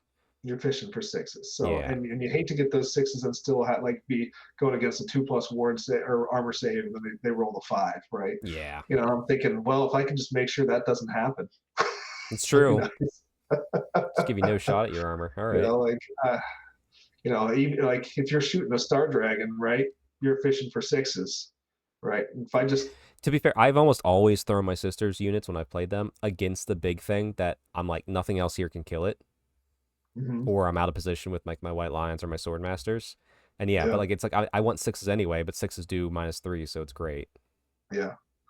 And so, I mean, the champion has the Bow the Seafarer, of course, as Oh she yeah, will every as time. yeah, that's kind of Right. like I mean, it's a devastating unit, and it is yeah, not going to be easy to pick up because if I do get the ethereal off and I give them reserve move as well, they're going to be going wherever they want and really just shucking and jiving and just evasive firing too. away. Yeah. So, Mm, so they will be a problem. That is that's the the other thing is the handmaiden. I also gave her a ring of fury. So if you do get close enough to where I'm starting to be a little bit worried about you getting into my sisters, you got to remember that you're going to take a bunch of shots to the face if you charge them. They're also going to strike first once yep. you get there. All of those shots that you just took to the face, maybe at an AP -5, Yeah. right, are going to count for combat res. And oh, by the way, they're ethereal. So I hope you brought some magic weapons. You know? I know. I mean, we'll see. Maybe this will turn out to be just like too many points into a unit. But at the same time, you're trying to deal with that. You also have a Star Dragon flying around the board. Exactly. So, Yeah, which I mean kind of leads to where my thought is too. Like I'm thinking more and more that Double Dragon is a trap. it's a lot. It's a lot of points, It's man. I even yeah. pulled the Griffin out. And even though, as much as I loved him, and he was very successful for me in a couple of games as well, it's just like, maybe these points could go elsewhere. Yeah. What else? Okay, so sisters. Is there anything else on your list that might have missed? How many Seaguard do you have? 23 Seaguard. I Okay, got healthy block. All right. the Seaguard. Of course, the guy's got a Ring of Fury on him. Yep. And then you've got the 5 Illyrian Reavers, your classic Yeah. one unit of Illyrian Reavers that has to be in there. Yep. And outside of that, it's Sky Cutters, right, that I haven't talked about. And so the Sky Cutters are running around up the flanks as well. So just trying to cause havoc. And again, I mean, they're probably the least of your concern, But well, right? they do the multiple wounds, and you get a nice hit off on the thing you've been ignoring, and all of a sudden, your big Yeah, monster's half dead, or your bolt thrower just exploded. you got it. And they're coming around the sides to get in flank charges, go hunt down wizards, things like that. So and also just kind of get in the way. Yeah. Right, I can lose 115 points to you. That's fine. If that's what I got to do to keep you off my sisters. Yeah. Okay. Yeah, it's fine. So I'll charge in, do some impact hits on the way out, maybe. yeah, Well, the list I've been running that I'm definitely changing at this point was that prince I talked about, a dragon mage level 1, obviously just taking the hammer hand. He does have the dragon helm to give him a 3-up on the armor, and then a noble, like full plate, lance, barded elven steed, enchanted shield, pure heart, banner resilience. So 2-up, 6-up, 5-up. Like he's beefy, and then the 4-up banner, and because he's going in my unit of 13 silver helms, who they have the banner of Illyrian, so I don't care about any sort of terrain. I'm putting these down wherever I want because I can reroll that dangerous terrain. 5 Illyrian Reavers, as you do, as we said. Yep. And by the way, both of those Illyrian Reavers and Silver Helms, both of them have the Ring of Fury. of course. Because that's 503 points right there on my core. It's perfect. It's Yeah. I think, what do I have in my core? 515. There it is. Yeah. That's not bad. Then I had 2 naked units of Dragon Princes and 5 Sisters of Avalorn with the Bow of the Seafarer on the champ. Mhm. I've had some good ups and downs with this. This list has done a lot to shock a few armies. Like I said, it's got stagnated against a few others the more I played it. The first gut in, what I've been doing is I have my list, Akron Brew Brawl Double Dragon. I copy it and I let myself just go wild. Like, change everything, go crazy, but keep the original list intact because I can always reference back to it. So the first one I did, still have the prince. What did I drop off of him? So he's 500 points exactly. Because he's going to be no, he's got Dragon, Starlance, Seed of Rebirth, Charm Shield, Dragon Helm. Star Dragon, 500 points. So I can get him pretty beefy. Then I have Noble. Noble is now still on the pretty much exactly the same. Dropped the Dragon Mage, level 4 Wizard, high magic, Sigil of Asurian, Sacred Incense, so -1 to be shot, and an Earthing Rod because I had extra points. And he's going, and obviously my core, my Larian Reavers, and the 13 Silver Realms, that's still the same. Like, that's just a big block of toughness 4, and then Reavers going around. But that level 4 mage, well, now he's sitting in a unit of 29 Sisters of Avalorn with the Bow of the Seafarer. The only thing about the 29 sisters, and you've got a lot of, it's just they're not all going to shoot. Right. So that's why, like, what I was trying to do with the 14 is I was just trying to say, like, let's make sure that every one of them can shoot every turn. Now, see, here's the thing. If a dragon's coming after them, they'll all get to shoot because you're a large target. That's true. That's the benefit of that. Like, and I'll take that dragon down. I don't have the Horn of Isha, so that's my downfall. And I don't have any sort of banner. Like, it's very defensive, hang in the back, do stuff. It's not as pokey as yours. I don't know what you make a dragon, you make it defensive. I make it way too aggressive. And then Sisters, we're doing the opposite. Well, that was my questions. Like, which one did I want to do? Yeah. And unfortunately, like, it changes. This is why I think the best thing you can do for a tournament or for different tournaments is to have different types of scenarios, right? Different types of ways to play the game. Because I think straight out kill points are awesome. That's great. But I think when you're playing straight out kill points, you have to go defensive to save your points, right? Yeah. And again, in a classic form, it's dead or fled, and that thing's not dying if you. What they would have to do, I mean, everything would have to go wrong, right? You got a bunch of itchy nuisances go off. I love that you have the Sigil in there. That's the auto dispel. That's the auto dispel. Yep. I wish I could have fit that in somewhere. I'm thinking like that would be amazing to have, but just ran out of the points, unfortunately. But well, yeah, the problem I'm kind of seeing too is, like, with my hyper aggressive list, there's lack of saturation. Like, people are just going to shoot the dragon. Like, oh, the Dragon Mage is toughness 5, boom, boom, boom, boom, boom. Which is great, but that's 285 points, or 275 points of distraction. Like, that's not a good distraction piece. Right. Yeah, the toughness 5, the drop down to toughness 5 is a pretty big deal. Yeah. As far as survivability goes. So I don't know. I like I said, that was like my first gut change I made. I probably am leaning more into bringing a bigger block of Sisters of Avalorn. I mean, there's a part of my brain that says, just bring your old list that you've ran so many times that you got really good with. Like, the problem is it can't really deal with the dragon, and I'm going to face a dragon. You're definitely going to face more than one. Yeah. There's no doubt one dragon's on my list, but like, I'm still waffling it, because part of me too is like, okay, well, I can shift out. Do I want to shift out the noble and put her on foot? And then, like, kind of do what you're doing, put it back in the Sisters of Avalorn, because I used to do that too and give a nice little bonus there.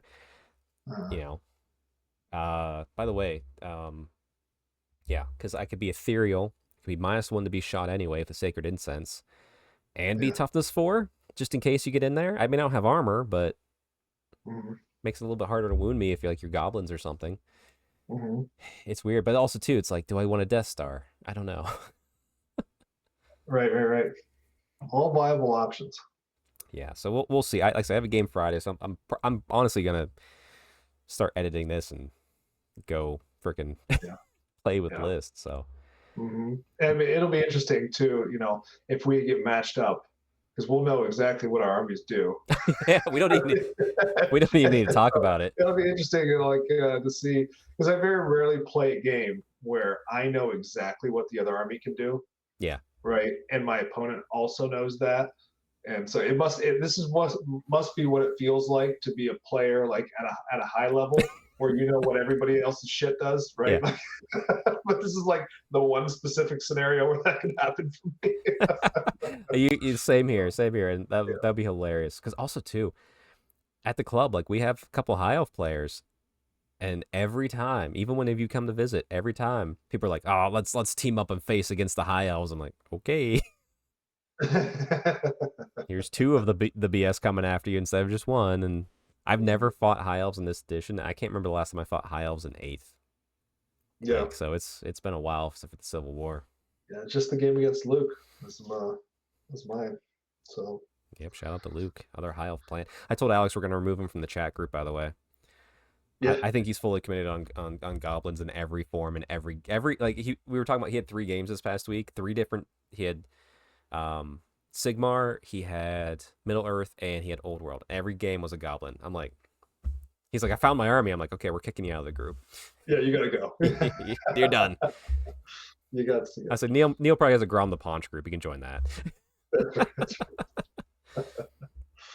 The one thing said is the thing that made me most excited about the slight soft tweaks that Drew did in this pack, though, is that slight change to my dragon and dropping the points and the way I've had to shift things around has essentially negated my second dragon because I don't want to bring it anymore, which I think was one of his goals, to not see just dragon spam.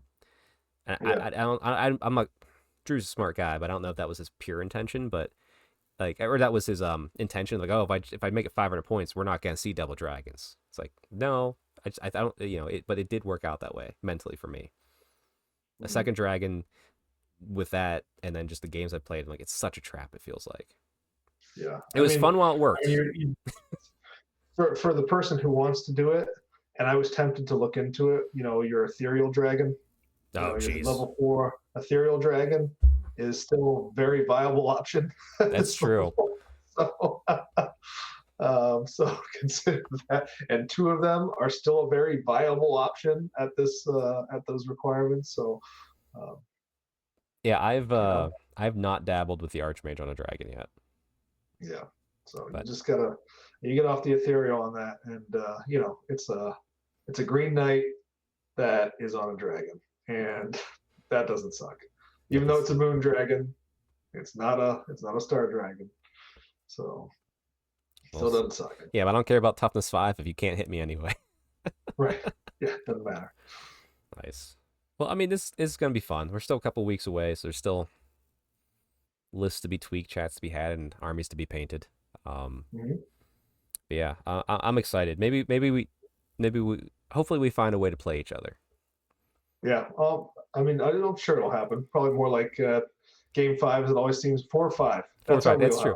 Because either we're both riding high or we're both riding low. Oh, I love it. But well, any other thoughts as we continue our prep for this event?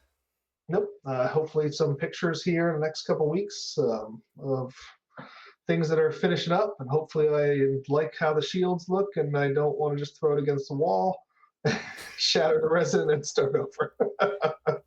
I understand. Yeah. I am getting frustrated. I'm going to try and commit by next week to I have the 15 Tracing Hunters behind me. He's been the slowest painted unit I've had in a long time for no reason. They're easy to paint. I'm just lazy. So I'm going to try and commit to getting those painted, because I do want to paint up for my list, potentially, like my mounted Teyrathi. I'd like to bring her. I can bring the foot version if I need to, but the goal is to get that done, and I refuse to paint this till I finish that one, just to get my button gear on it. So I will say, if I had the models ready, I would have wanted to try the lion, the Tracian army. Once again, if you ever want to borrow my army, I have it all. The only thing I'm I finishing can is these stupid Tracian Hunters. If there was no way for me to get that army, then I would absolutely take you out on it. But I have the means, and so when it happens, it happens. We'll get there when we get there. But all right, well, yeah, we'll wrap it up there. Everybody, I hope you've enjoyed the event prep, random shenanigans. I have to say too, by the way, I'm enjoying being frustrated at building a list right now. I'm Yeah. relishing in this whole Yeah, I thing. mean, that's what I love about, like, even those little changes that he made. There weren't big changes, and now I'm changing my list and thinking about what I want to do. And we just even just talked about how many different options. This is just high elves we're talking about right now too. Yeah, Probably a lot of different options for a lot of different armies as well. So yeah. Should be good times, but yeah. We'll tune in next week when you figure out how our armies have drastically changed again, or how far Neil's got his painted. All right, catch you guys next time.